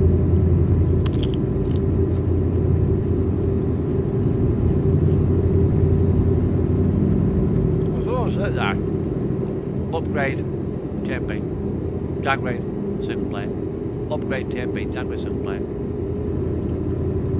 So do that. It's on the chance of fucking your profiles up.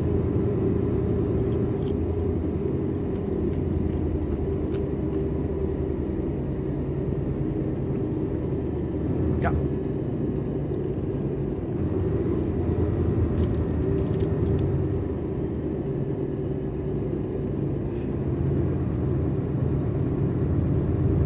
I've got to do something to get my numbers up. I mean, I've got 249 subscribers. Probably most of them don't even watch my bloody channels now.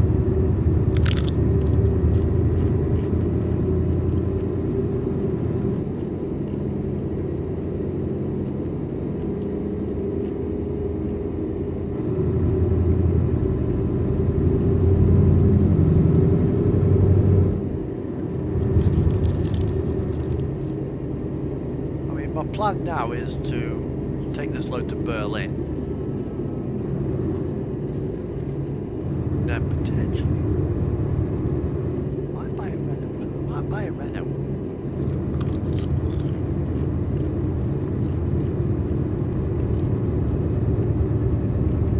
Ready to see it for when we get the upgrade. So when the upgrade comes, I'll be able to use the DLC.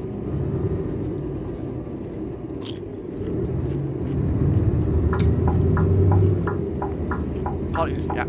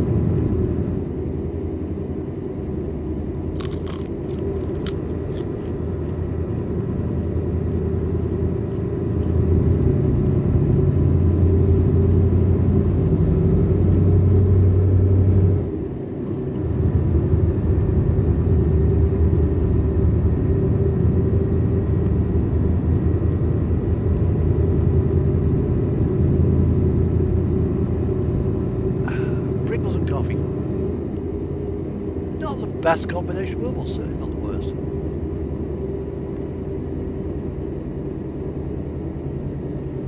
I'm talking about strange combinations with food. I think, was it last year or was it the year before? Somebody mentioned something about baked beans and bacon. So what Weetabix did is put Weetabix in baked beans on Weetabix as a marketing ploy.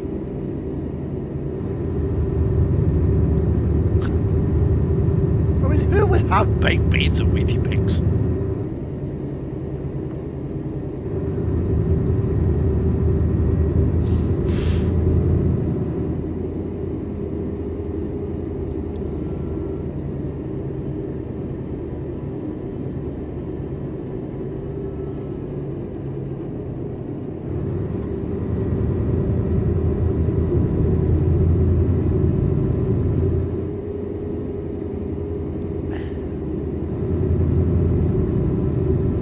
I say, I don't know if tomorrow night's stream is going to be like an 8 o'clock start or whether it'll actually, or whether I'll be kicking it a little bit earlier. I have no idea yet.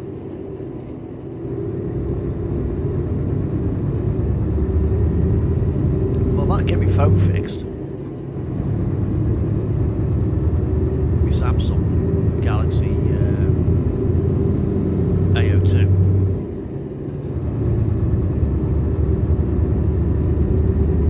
Charging port and knackered on it, so I had to get new. Well, here we are now, just heading out of town, back onto the lava field.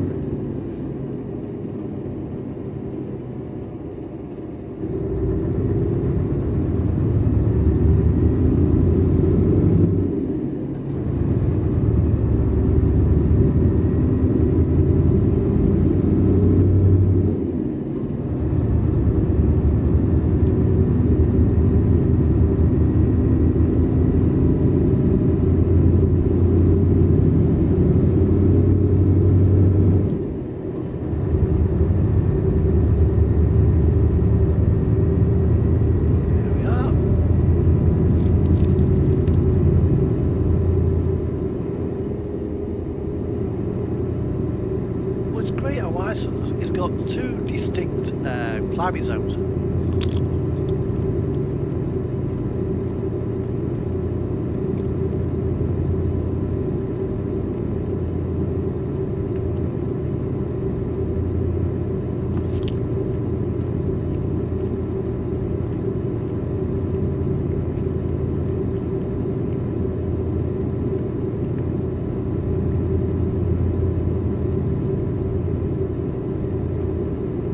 I might need a refill soon. Cup's empty and it's still hot.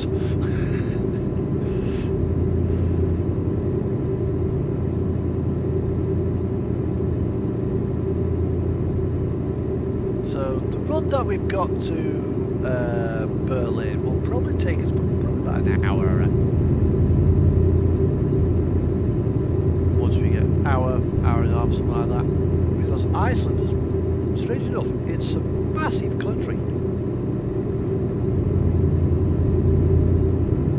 You know, it's quite sparsely populated, don't get me wrong, but the actual trip around the edge, it takes some time.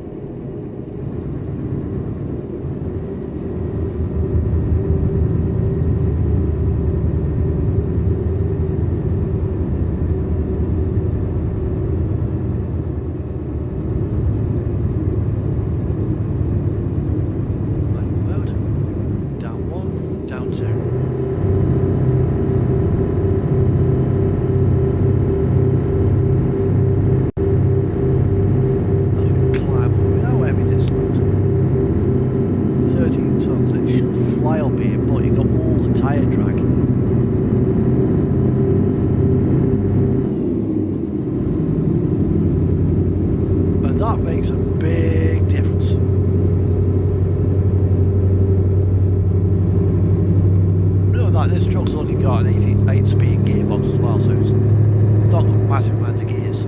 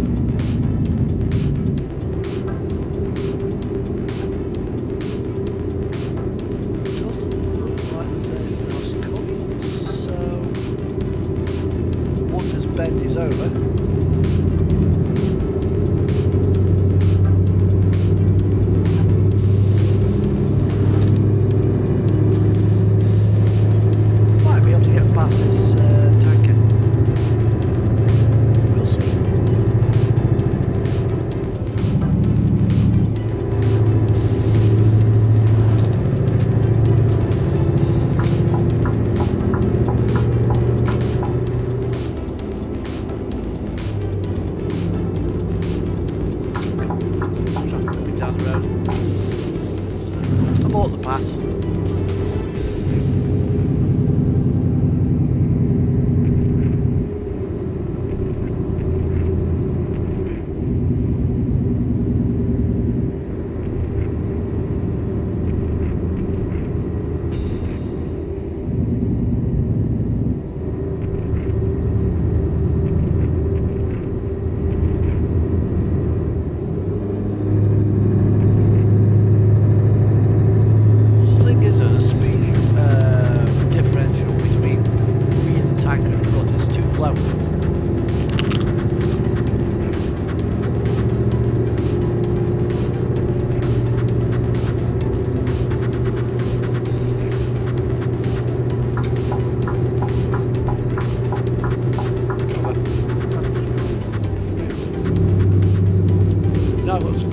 Nice long straight. Good visibility.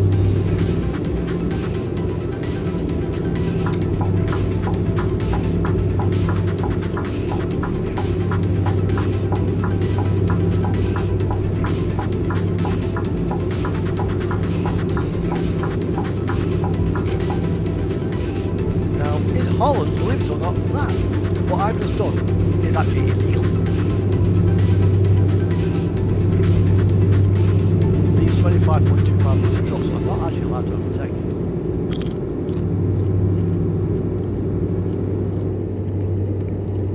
In the Nordics, however, I think the rules are a little bit different.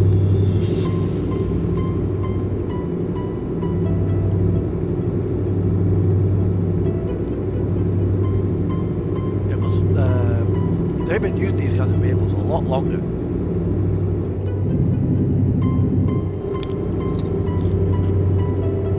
Norway, I don't think they're permitted to be quite so long in certain areas.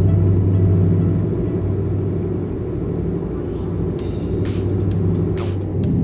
Oh, coming. Hold back in.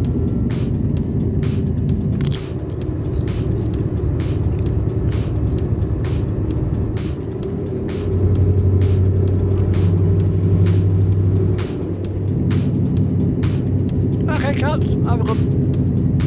See you tomorrow. Bye for now.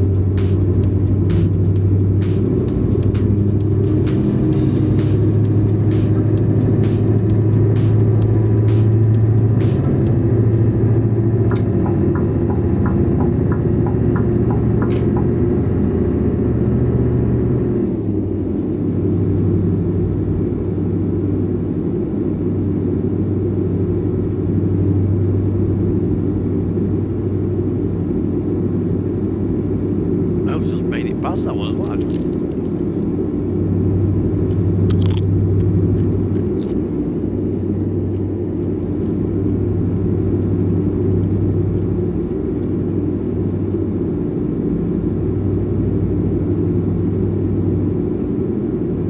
Oh wow. Oh wow.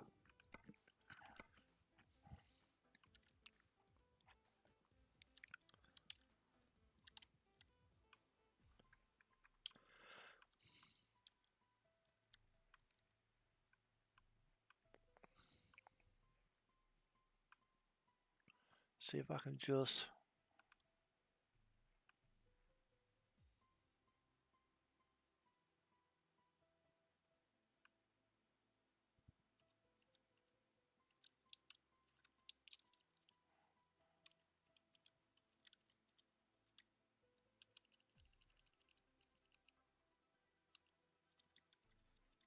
about there.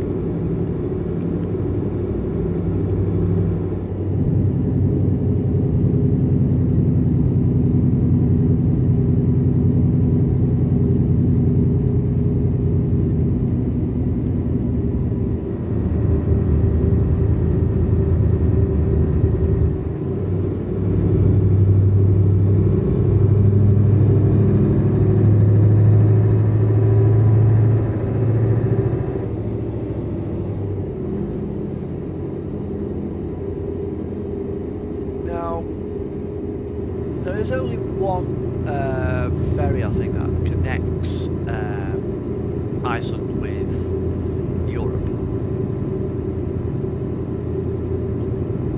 Sails about twice a week, actually. It takes every couple of days.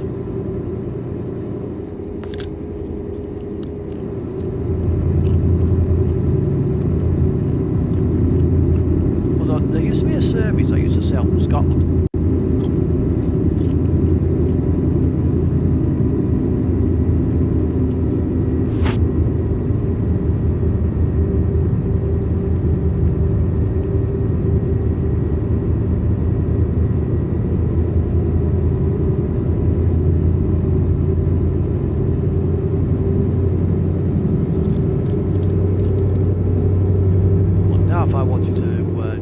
To Iceland, I'd have to drive all the way round to Denmark.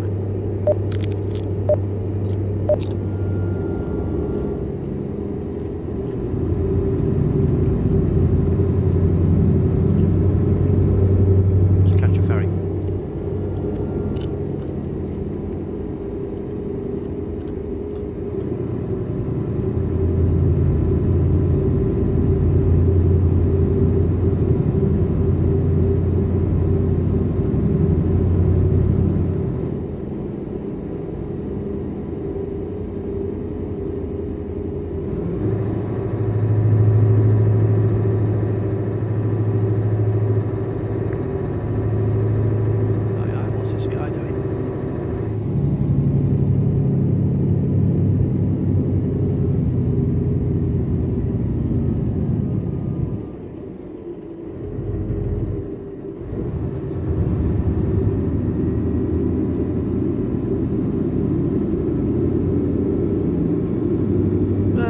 Yes. Still haven't quite fine-tuned the behaviour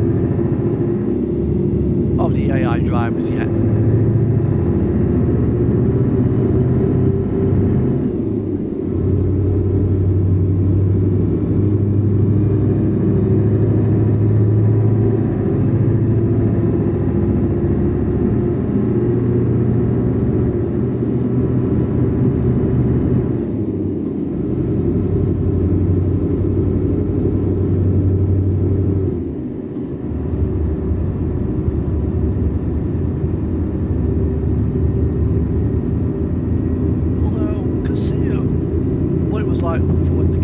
First came out, although I'm not even sure now if you can actually roll the game back to patch 1.0 to where we had no promods, no DLCs, no tuning kits.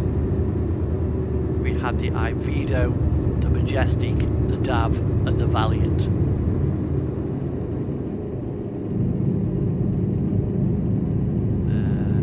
We didn't have the new Actros, we didn't have the new Volvo, we had the old style one.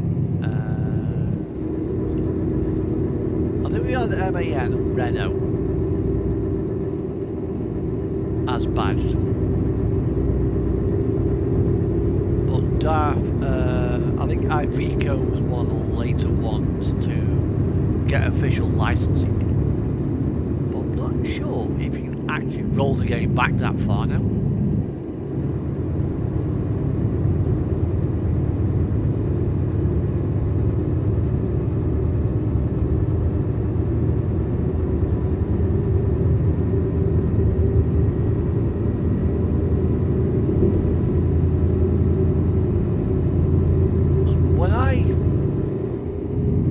Started playing ETS2. I've been out for a while because I got DAF, I got Scania, I got MAN and Renault, but I didn't have. I had Majestic, Valiant, and Ivedo.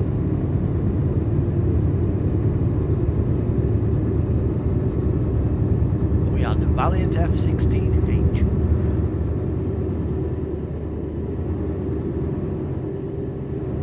Striking resemblance to the FH16 outgoing.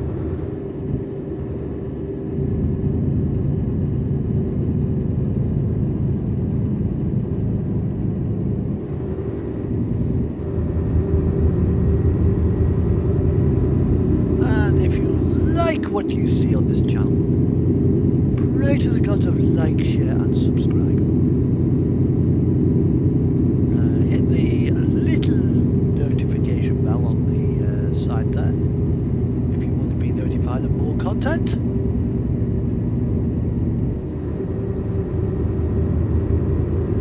If you have a desire to be bored out of your skull, if you're looking for racing driving, because you don't get that with me.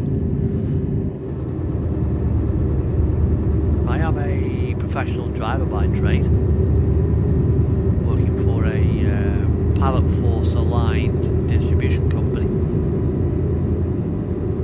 So my driving is I would like to describe it as semi-professional, because I do certain things in this I wouldn't even think about doing in real life. Because I know that on a video simulator, I can probably about get away with it. Less so in real life.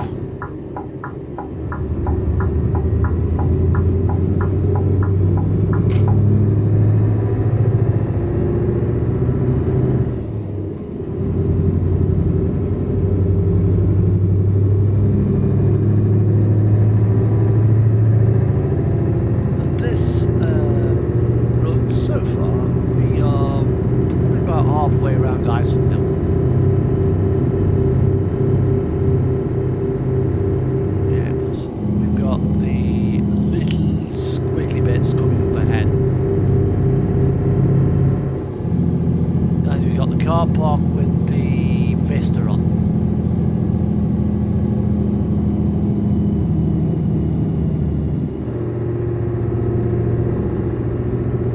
And then we got some icy hills, which are fun when you're driving these kind of things, because the way the physics work in the game, all the weight is behind the truck. There's no actual weight actually on the truck, so traction can sometimes be an issue with these trucks.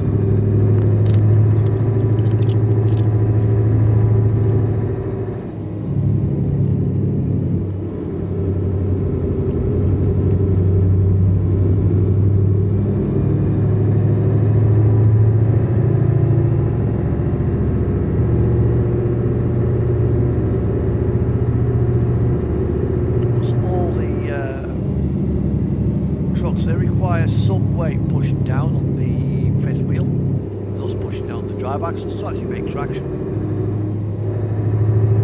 Which is why when they're empty, they're absolutely bloody awful.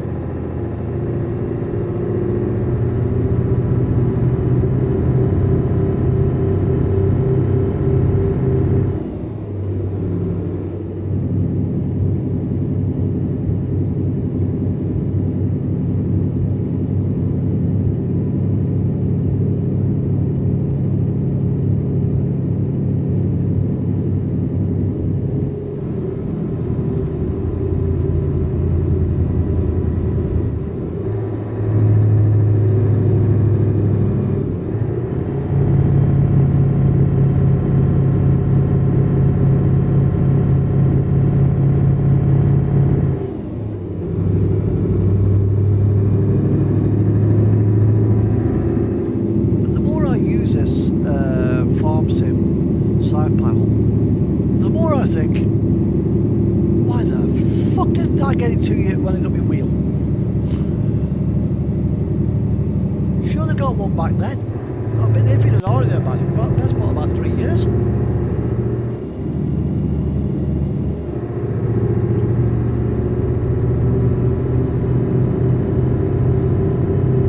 Yeah, I could have gone and got myself another shift unit, but then I've still got a problem with bloody buttons. It seems to be that every couple of patches we get something new off SCS. But a few patches ago, when they brought in F-Mod 38, was it? We got opening windows. You know, a few patches before that we had advanced coupling.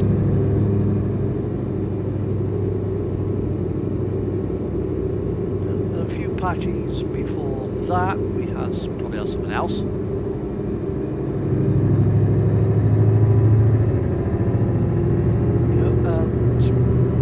now we've got air suspension coming. So what's next?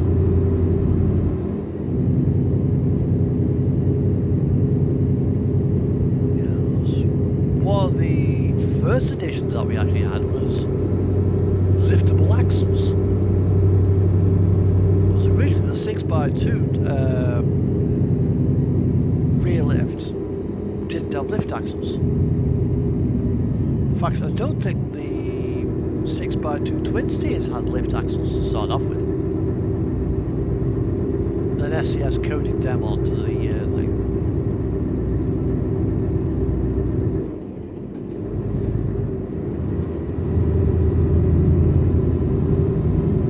Now we're getting air suspension. What's coming after this? Although I'm surprised that when they give us opening windows, they didn't give us opening sunroofs. Because some trucks, like the Volvo, the Ivecos, the DAF, they've got openable sunroofs. Although the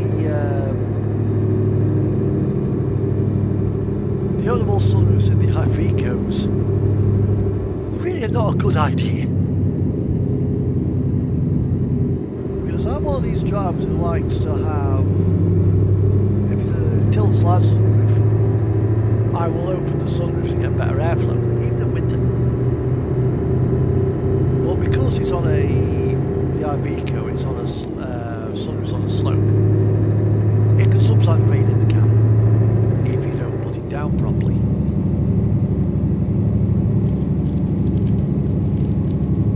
At least with the Scanias, which are on a flat surface, they do seal to some degree.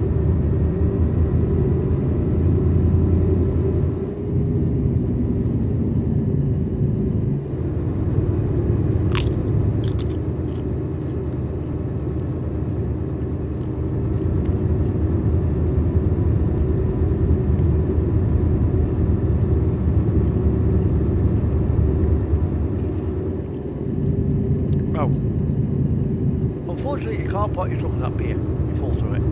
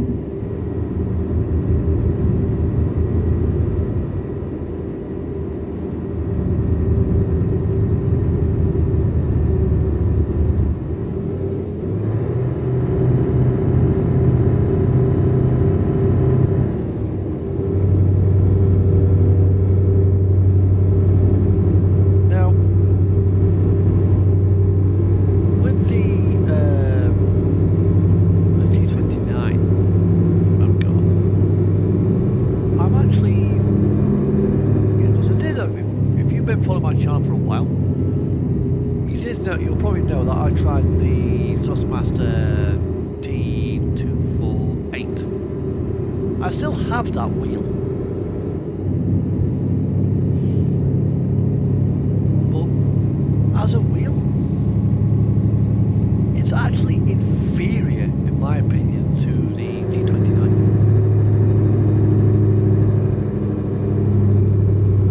The G29, for what you get a lot of wheel for not a lot of money, all things considered. I was not impressed with the quality of the 248. Yeah, it looks nice with all its LED displays here and stuff on the display, but your flappy paddles are noisy. I'm sitting here clicking this now, and it's pretty quiet. On the 248, on the other hand, it was like.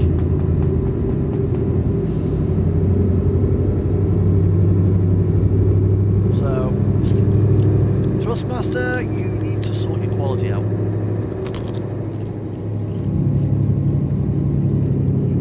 For your lower end wheels.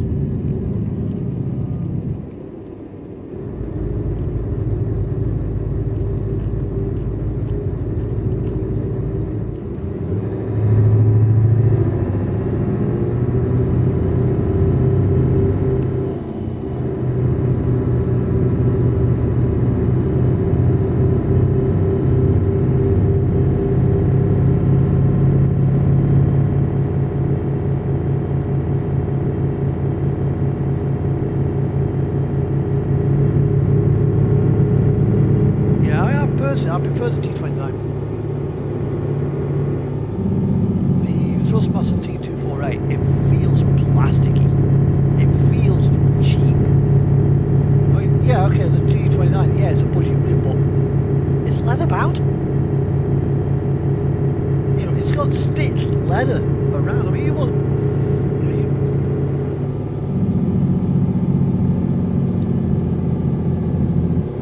I'll have to have a look at that one. For me, what drew me to the 248 was all the buttons on the fascia.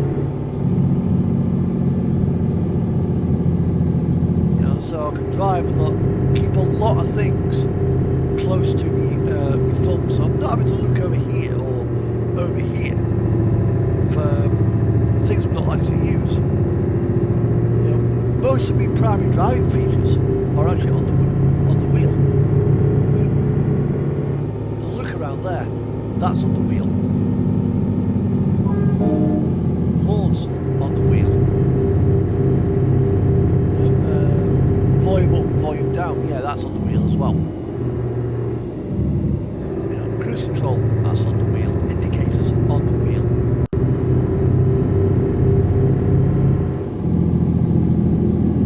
You know, a couple of gear shift things are on the wheel. Also, the reason why I went for the 29 over the 920 was only about 5 buttons on the Xbox version.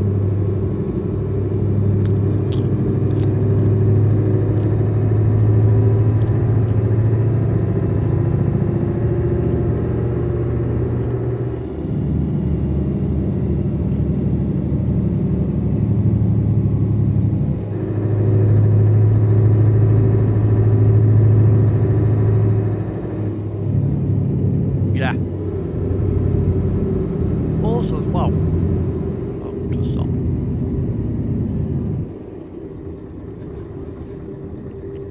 With the 248, if you tab out and knock your wheel slightly, you find that to drive straight ahead, just look at my wheel. Yeah, to have the wheel like that, your actual wheel that you're holding in your hand would be like that. Which, when you're trying to go down the road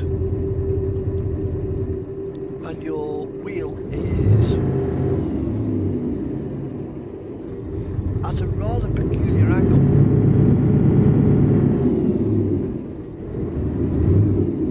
it gets annoying.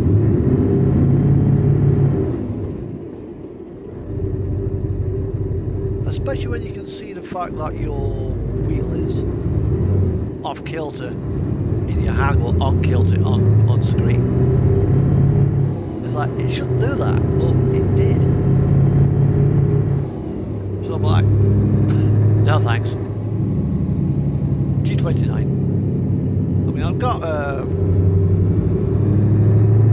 another G29 which I I actually took off the game on my computer rig to replace with the 248 when it came out, with the intention of selling the G29.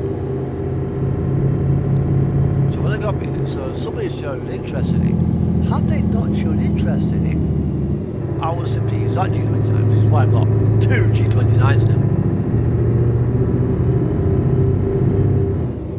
I mean, it has got a nice feature here with the display. I do like that feature. I like one for the Logitech.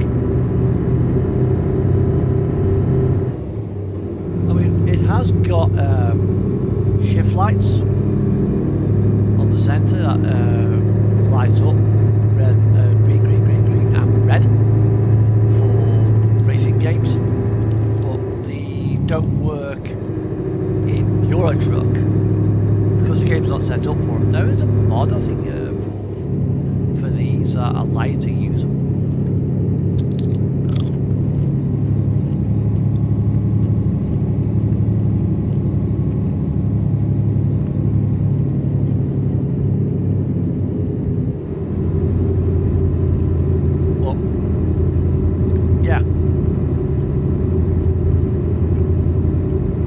The only good thing about it. I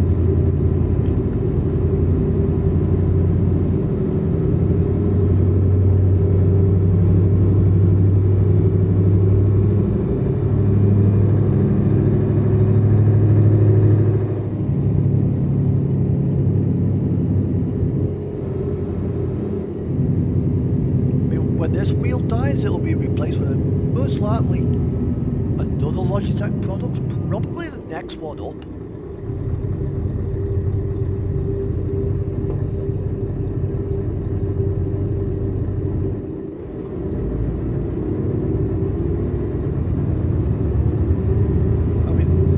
Good pedal set as well. Pedal set is nice with those adjustable pads.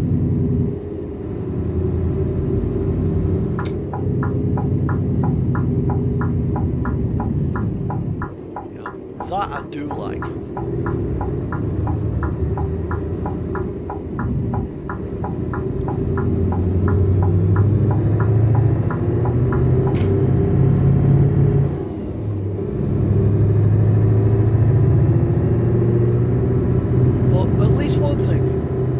I'm not playing on the bloody keyboard now to drive that WASD. You know what WASD stands for, don't you?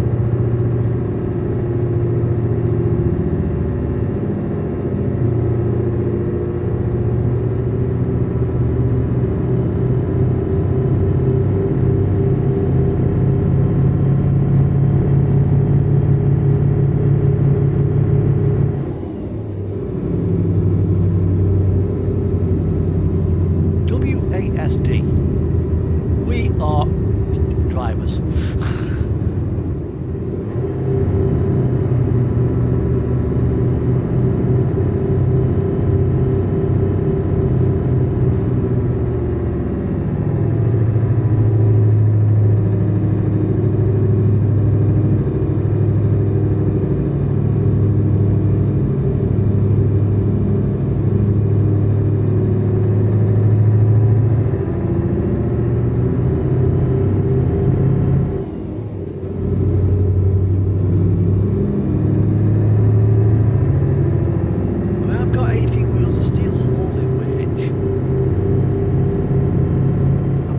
Display capture up tomorrow.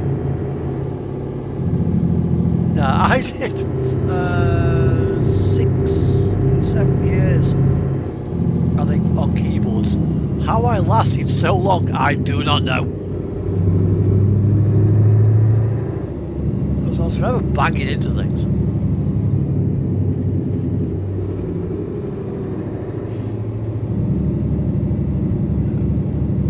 Maybe I should stream 18 Wheels of Steel.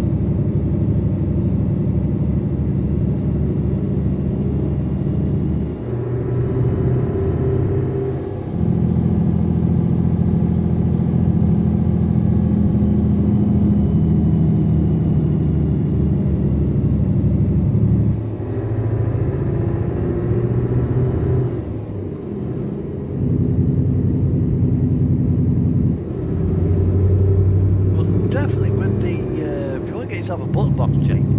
Get one of these. It's about £170 from Logitech Direct.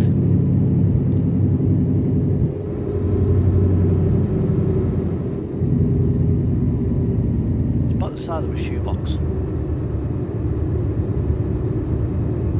How he did not fucking hit me then, I have no idea.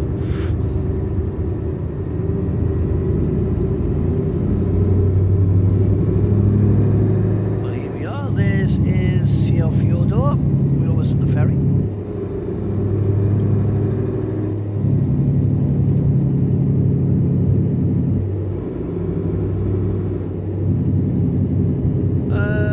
Graphics wise,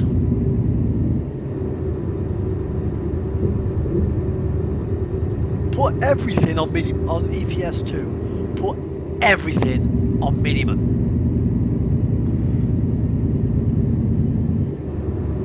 And that'll give you an idea what the graphics are like.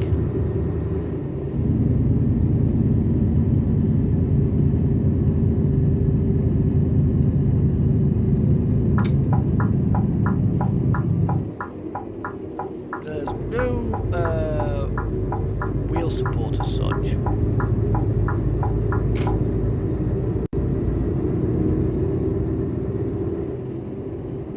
And you can actually have a you have a proper logbook that you have to run to, which is interesting to say the least. Now,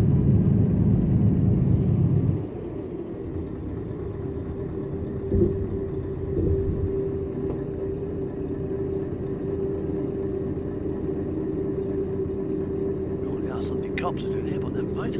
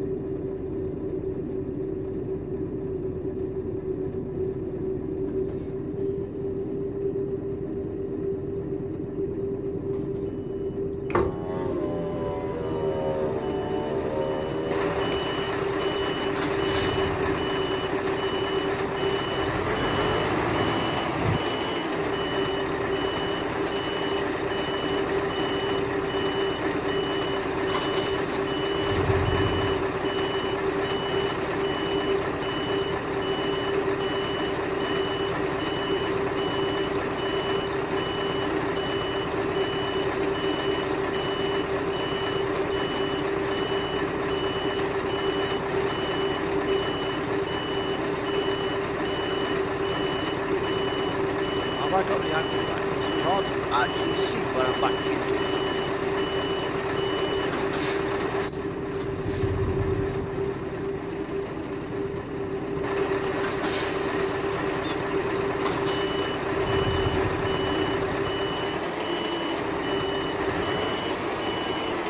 Definitely don't want to hit that this time.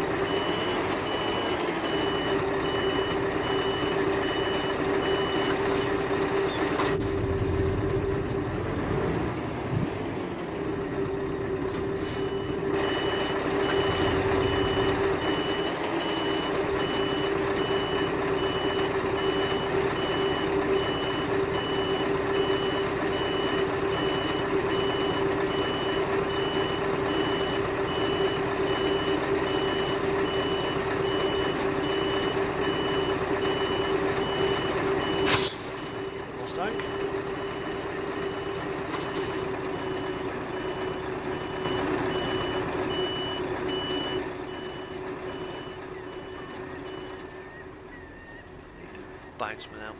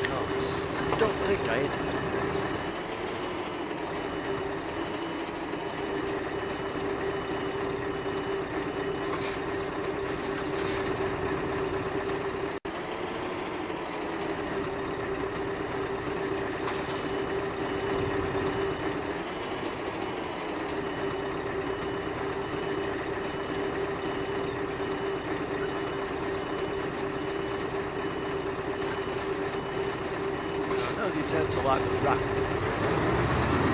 and stack and everything, but that's a little bit too tight.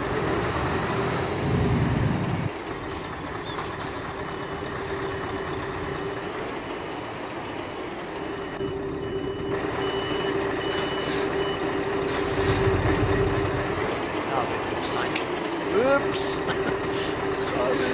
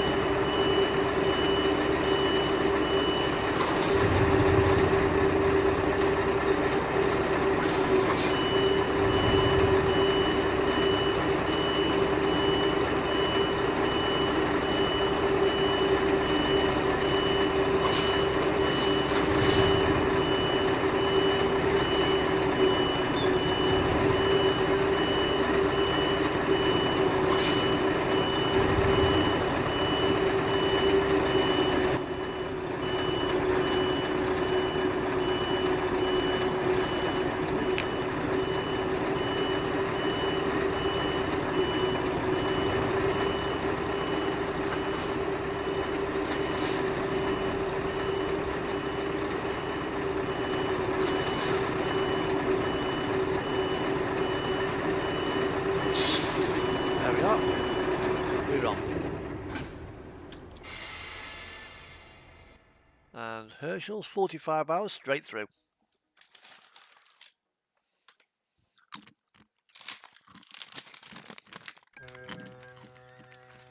That's actually long enough to get my full weekly rest under EU law. And welcome to Denmark.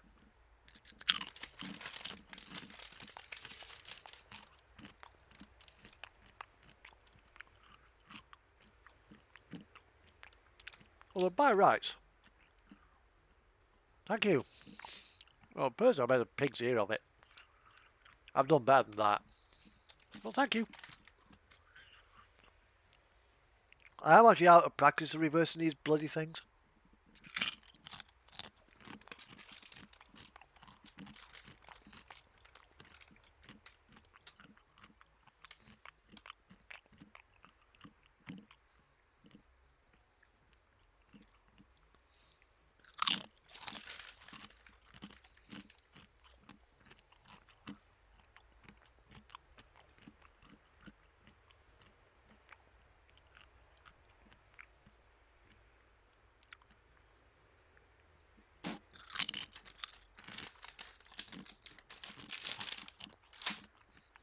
Right. Now we can proceed to the rest to Berlin, which is 500 miles away.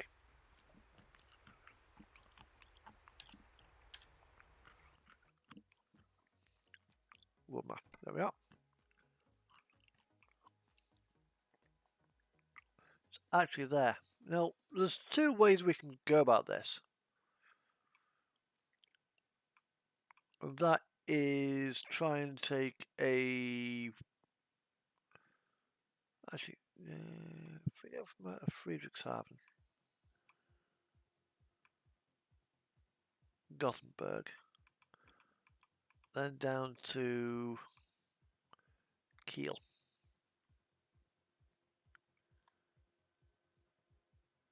And drive part that way. We could do that. How much time have I got remaining on the actual trip? Remaining 66 hours, so no. You drive, you idiot. Right. So what we'll do, we're going to go for a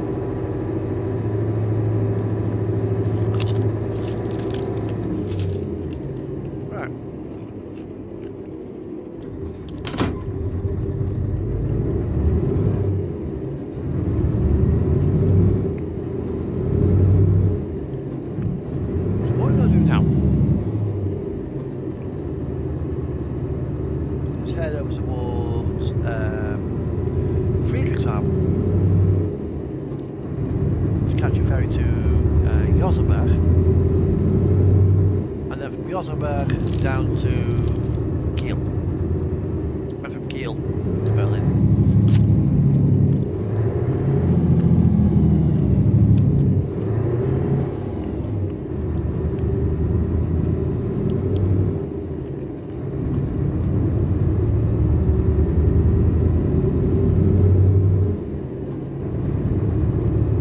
By rights, this truck is actually too tall for Germany. They have a 4-meter height limit. Not 4.4, not 4.3, not 4.2 or 4.1, no, 4. And I am over height.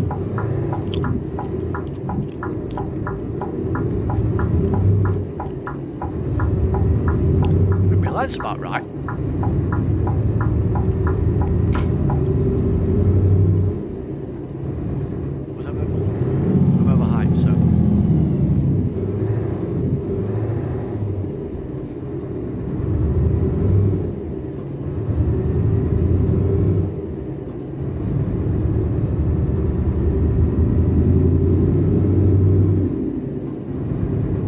Might do at some point as well is put Fleming's BDF trailer mod on. Now, Fleming's BDF mod is on the Steam Workshop, and it was my first introduction to tandem trucking. The other thing is, it's as a mod, it's not that great. Yeah, it gives you a lot of flexibility, a lot of trailer options. It's not that well put together. Yeah, there are faults with it. It's like trying to be all things to all men. But that said,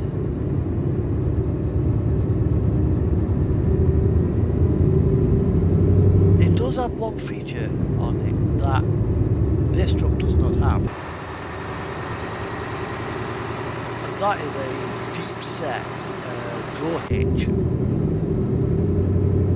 which when I'm pulling centre axle trailers closes the coupling gap up. Now if I put a centre axle on this,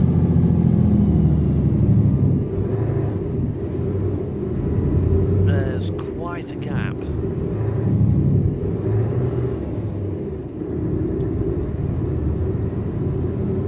Personally, I think the gap for centre axles is unrealistic.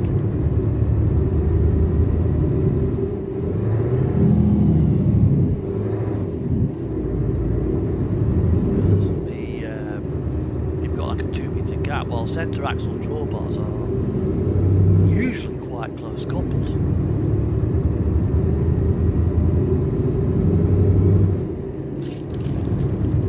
About 600mm between the your back doors of your truck and your front of your trailer.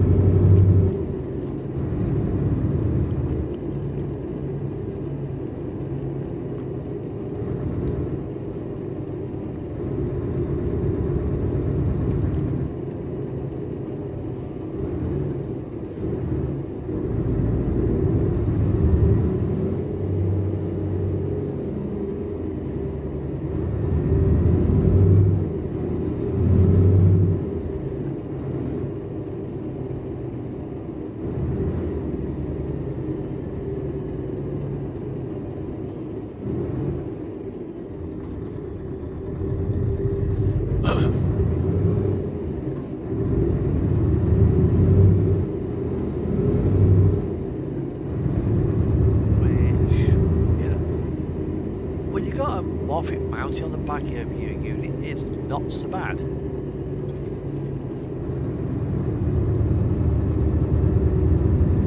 when you haven't, you can want it close coupled. Better for your aerodynamics.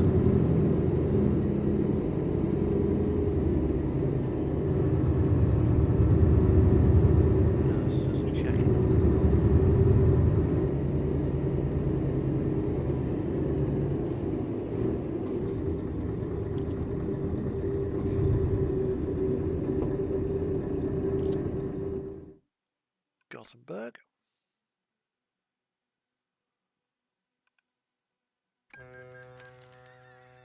And I think this then takes us to, we can get a ferry to Kiel.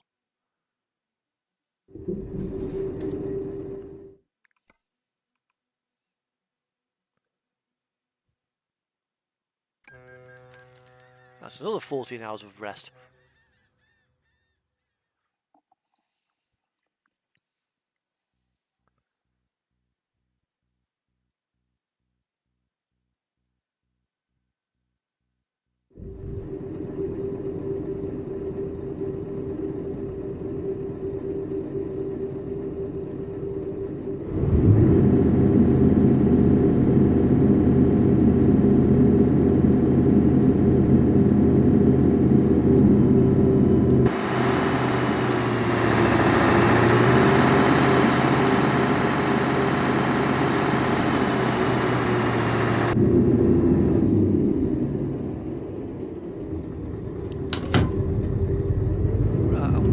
Got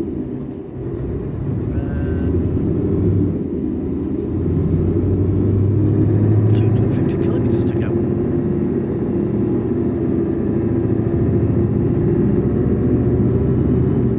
It's just cut out a massive amount of distance on the job, which is great because then I can do another short job to get myself probably back up to Aalborg. Maybe Gothenburg actually, drop this tram.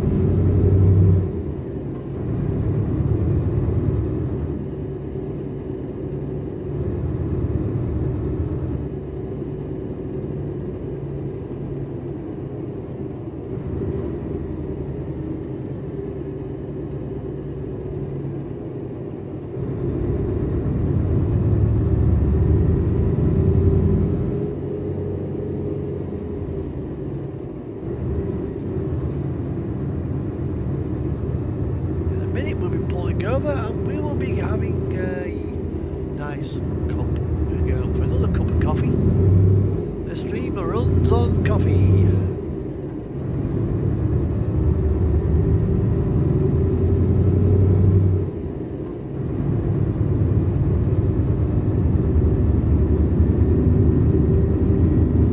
Now,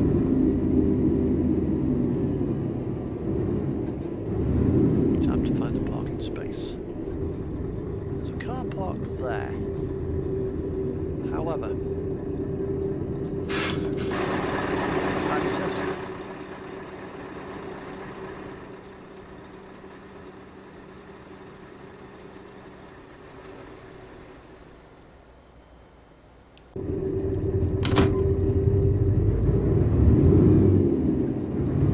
Let's have a look.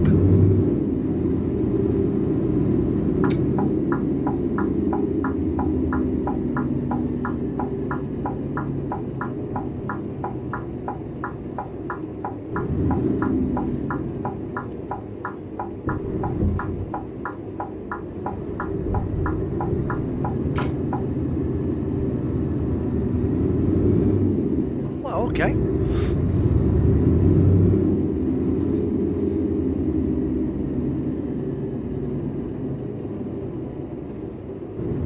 I was actually half expecting a collision wall here, blocking me onto this car park. But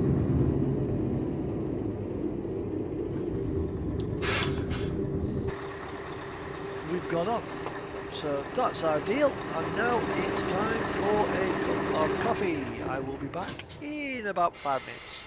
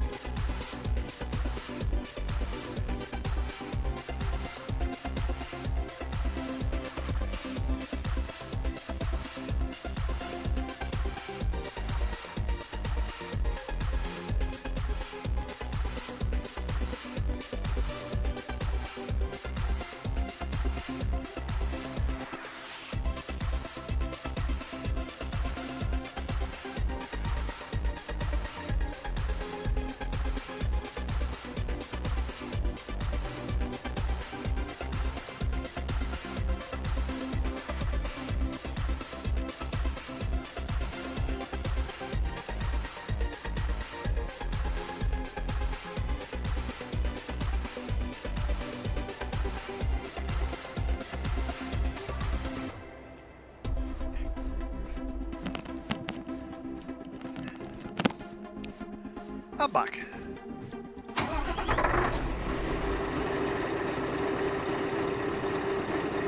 Back at the truck.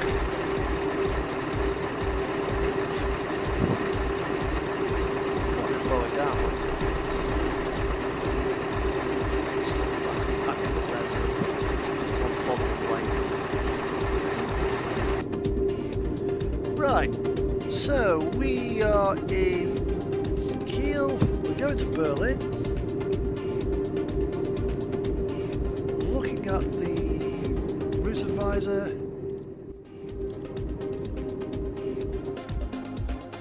I would say it's going to be all autobahn all the way. Yeah. It's autobahns all the way. Down there, onto the autobahn, the A20. Past Traverman, down towards Rostock. And Berlin. So...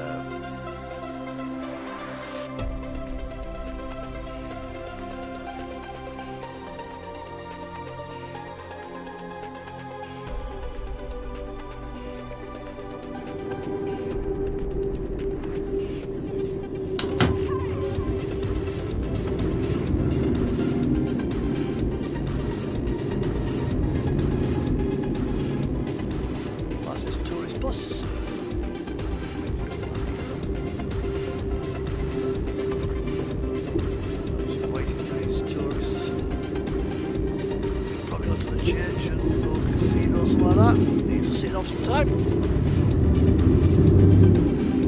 think Kiel is a very touristy city.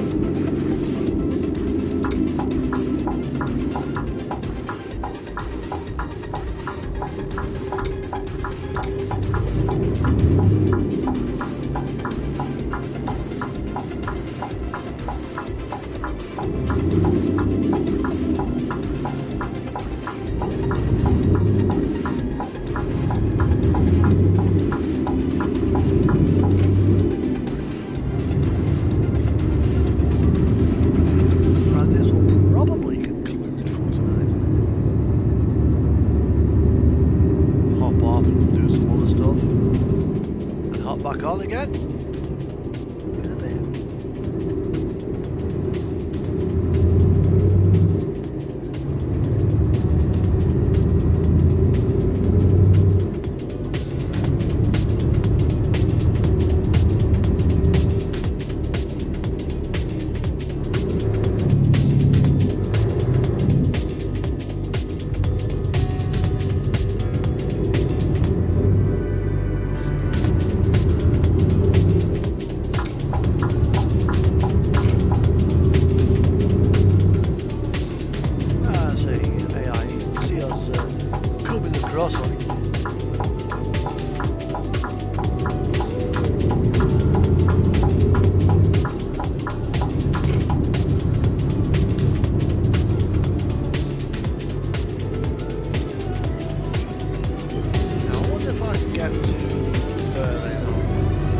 Sat nav to get out of town.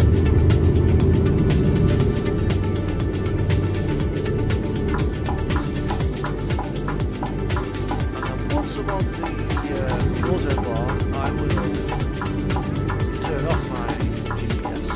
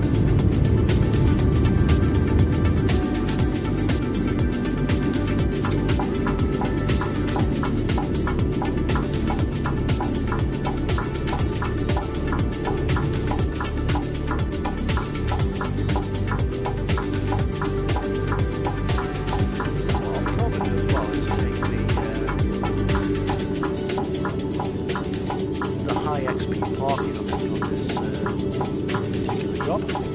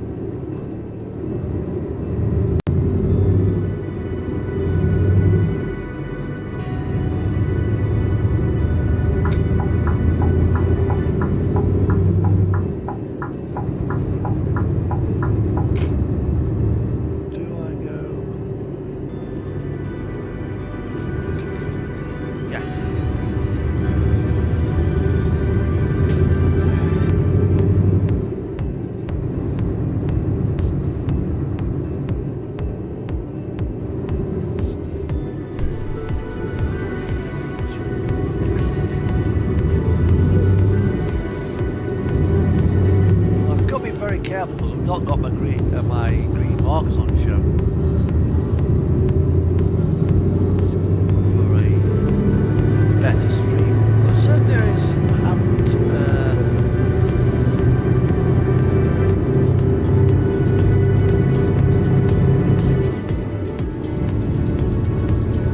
you haven't taken it. Other areas they have. 335 kilometers away.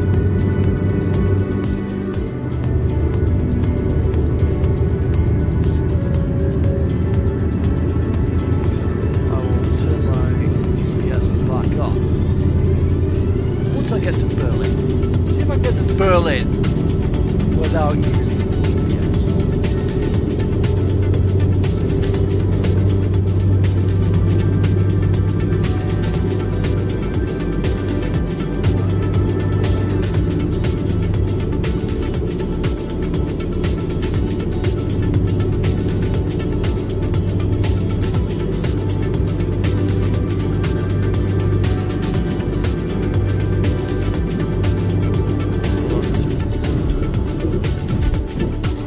Why?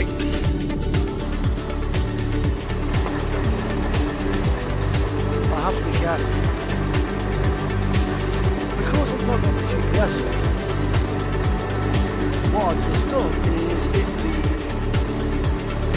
collision wall. Because I was trying to continue on down that motorway, which ends. I actually need the GPS on.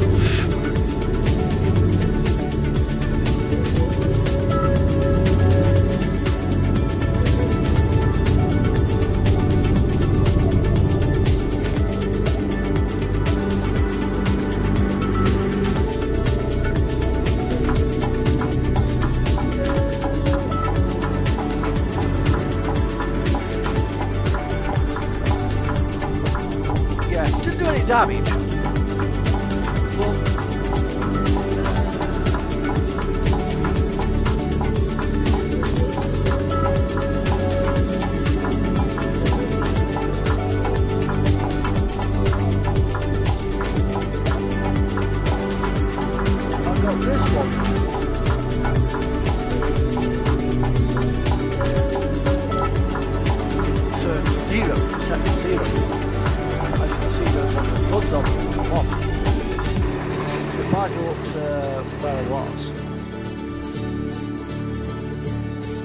That's what I hit.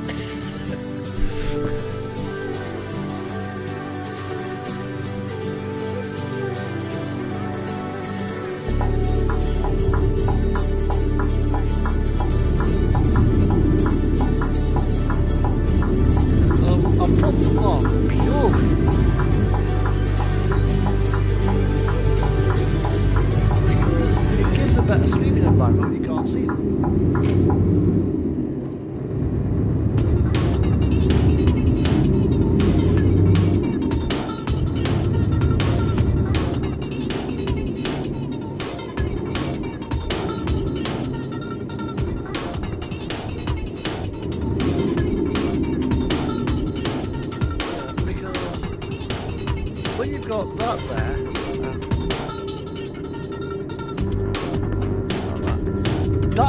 lot better for the streamer.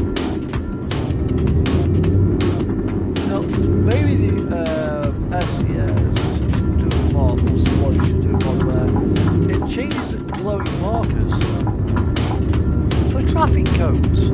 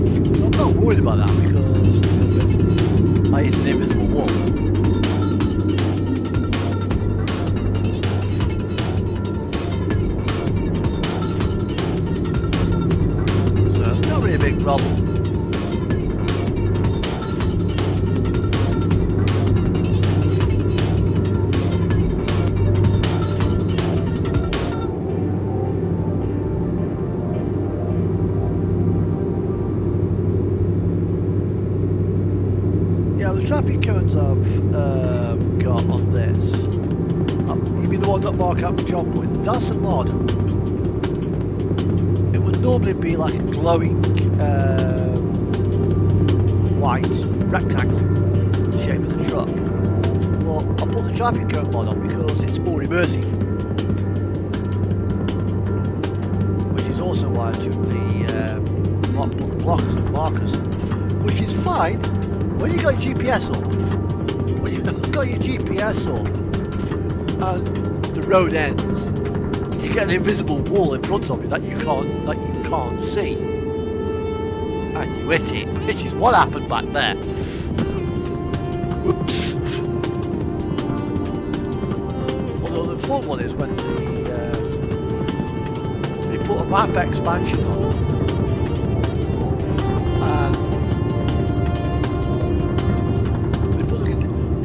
Forget to remove the blocker off the road. So your road takes you further on, all the way down to Berlin and beyond, but there'll be like an invisible wall at 90 degrees right across the road because you go from base map into a DLC and they forgot the blocker.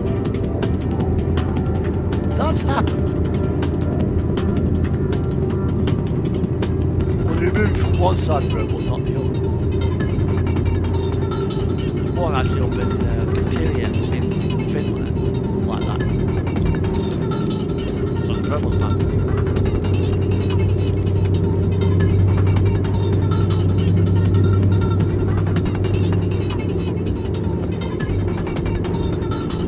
I'd also got a mod as well, which actually removes blockers.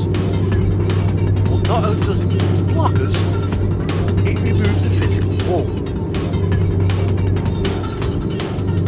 Again, which is great, until you carry on driving past the road, not realise that you're off the map, and they then remove the collision point off the surface of the road.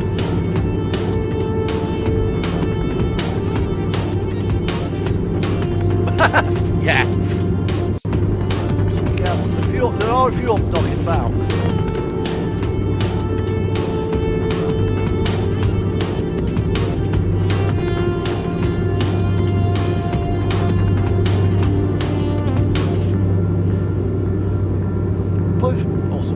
It's been a while since I've been to Murmansk.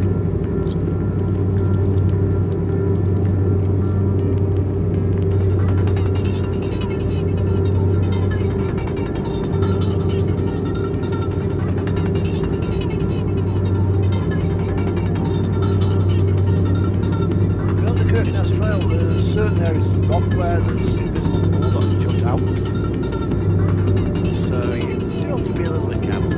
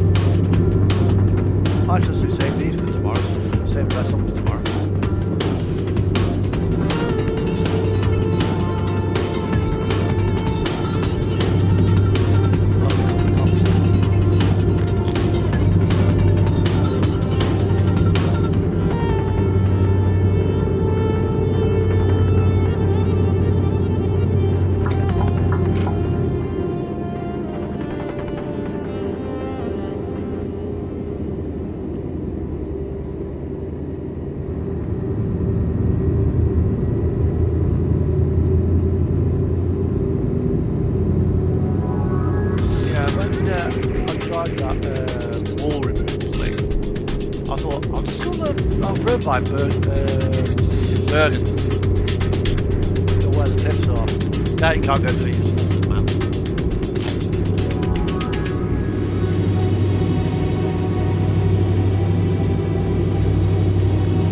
It's annoying when that happens. Right, let's go over here. Bye bye.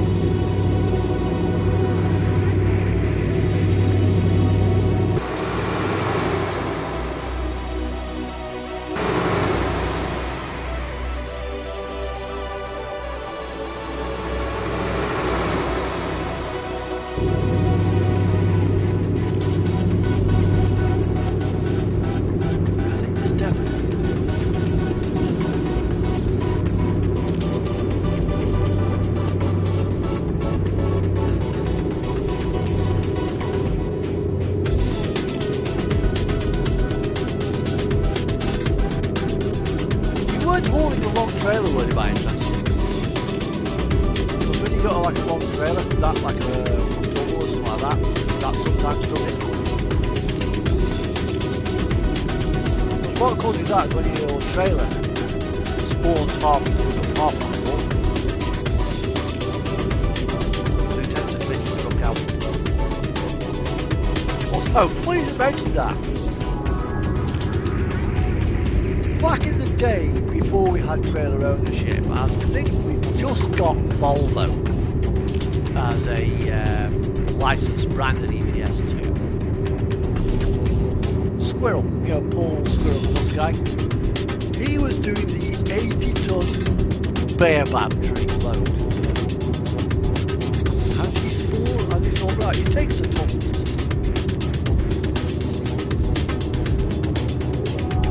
Goes spawns half of his trailer was inside the train. Half of his truck was on the track. And it's like eating the ground.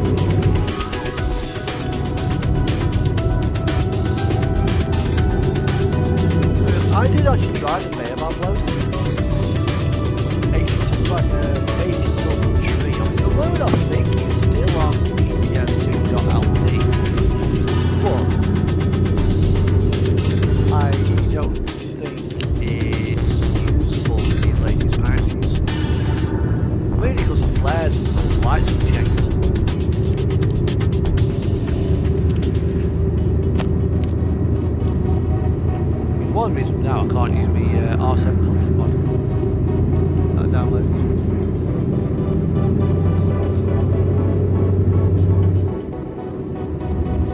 That needs all the flares and mirrors updating.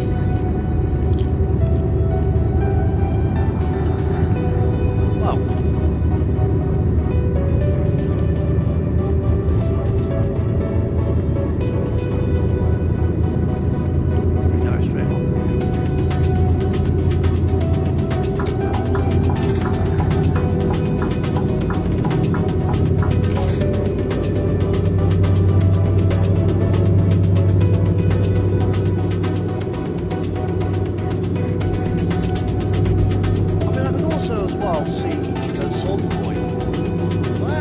I've mentioned this in the forums.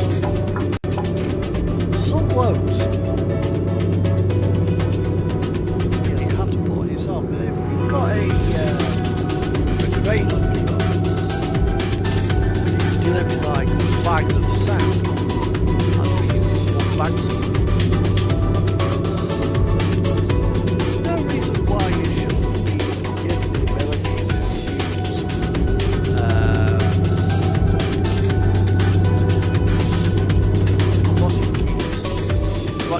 working crane. So you actually load your truck up yourself.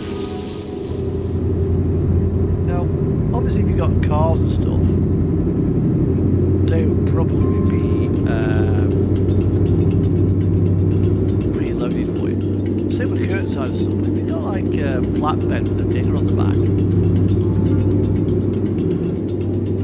why can't SES make it so that we pick the digger up and we drive the digger onto the low bed and we chain it down?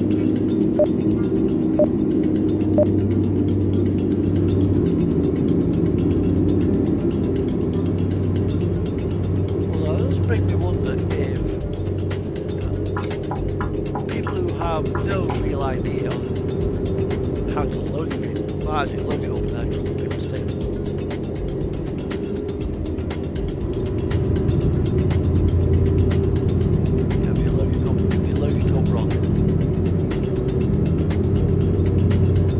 I live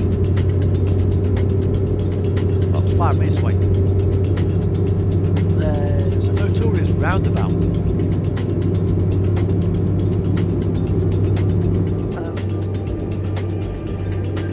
Every few months there's a truck there on its side. It's usually somebody who's come flying through, gone down towards your toxiter and basically overcooked it and then let him go.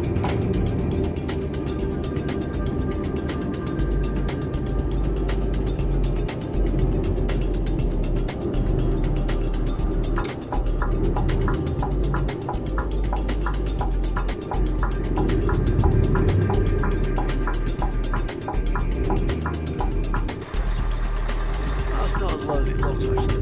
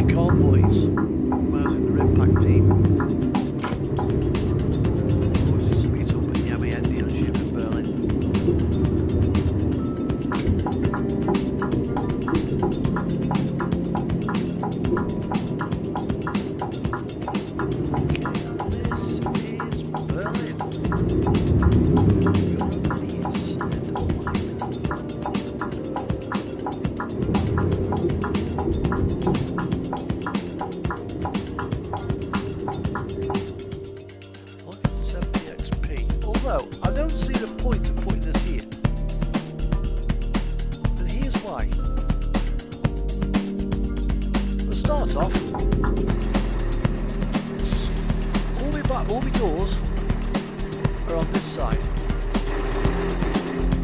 which, considering I'm going there, I'll need to be offloaded by a forklift truck.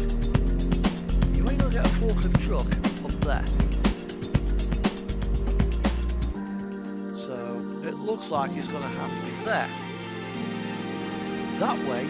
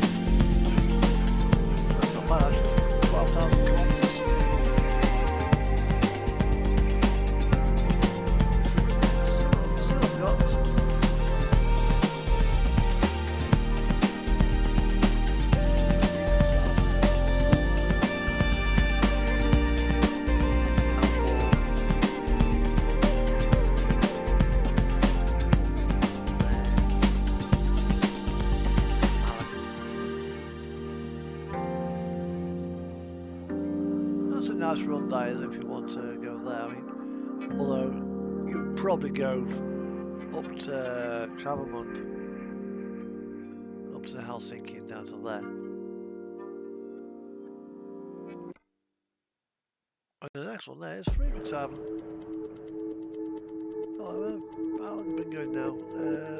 Nearly 3 hours. 3.5 hours.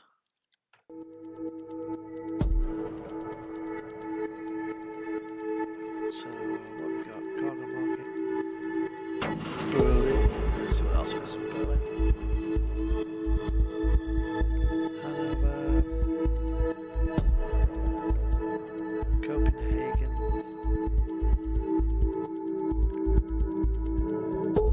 I think I could call it a night here actually. So, yeah. I've been going since 3.5 hours. I have had a long day at work. It's not much fun when I'm falling asleep. It's not much fun for you guys. So what I will do, I will call it a night at that. And I'll be streaming sometime tomorrow as well. So, well, at least that's the plan. But as with anything in the world, all plans are subject to change. Yeah, but as far as we go, we should be okay for a run tomorrow. So thank you for travelling along. Take care, look after yourself, and be safe. Keep away from that monkeypox, keep away from the COVID, keep away from anything mildly dangerous.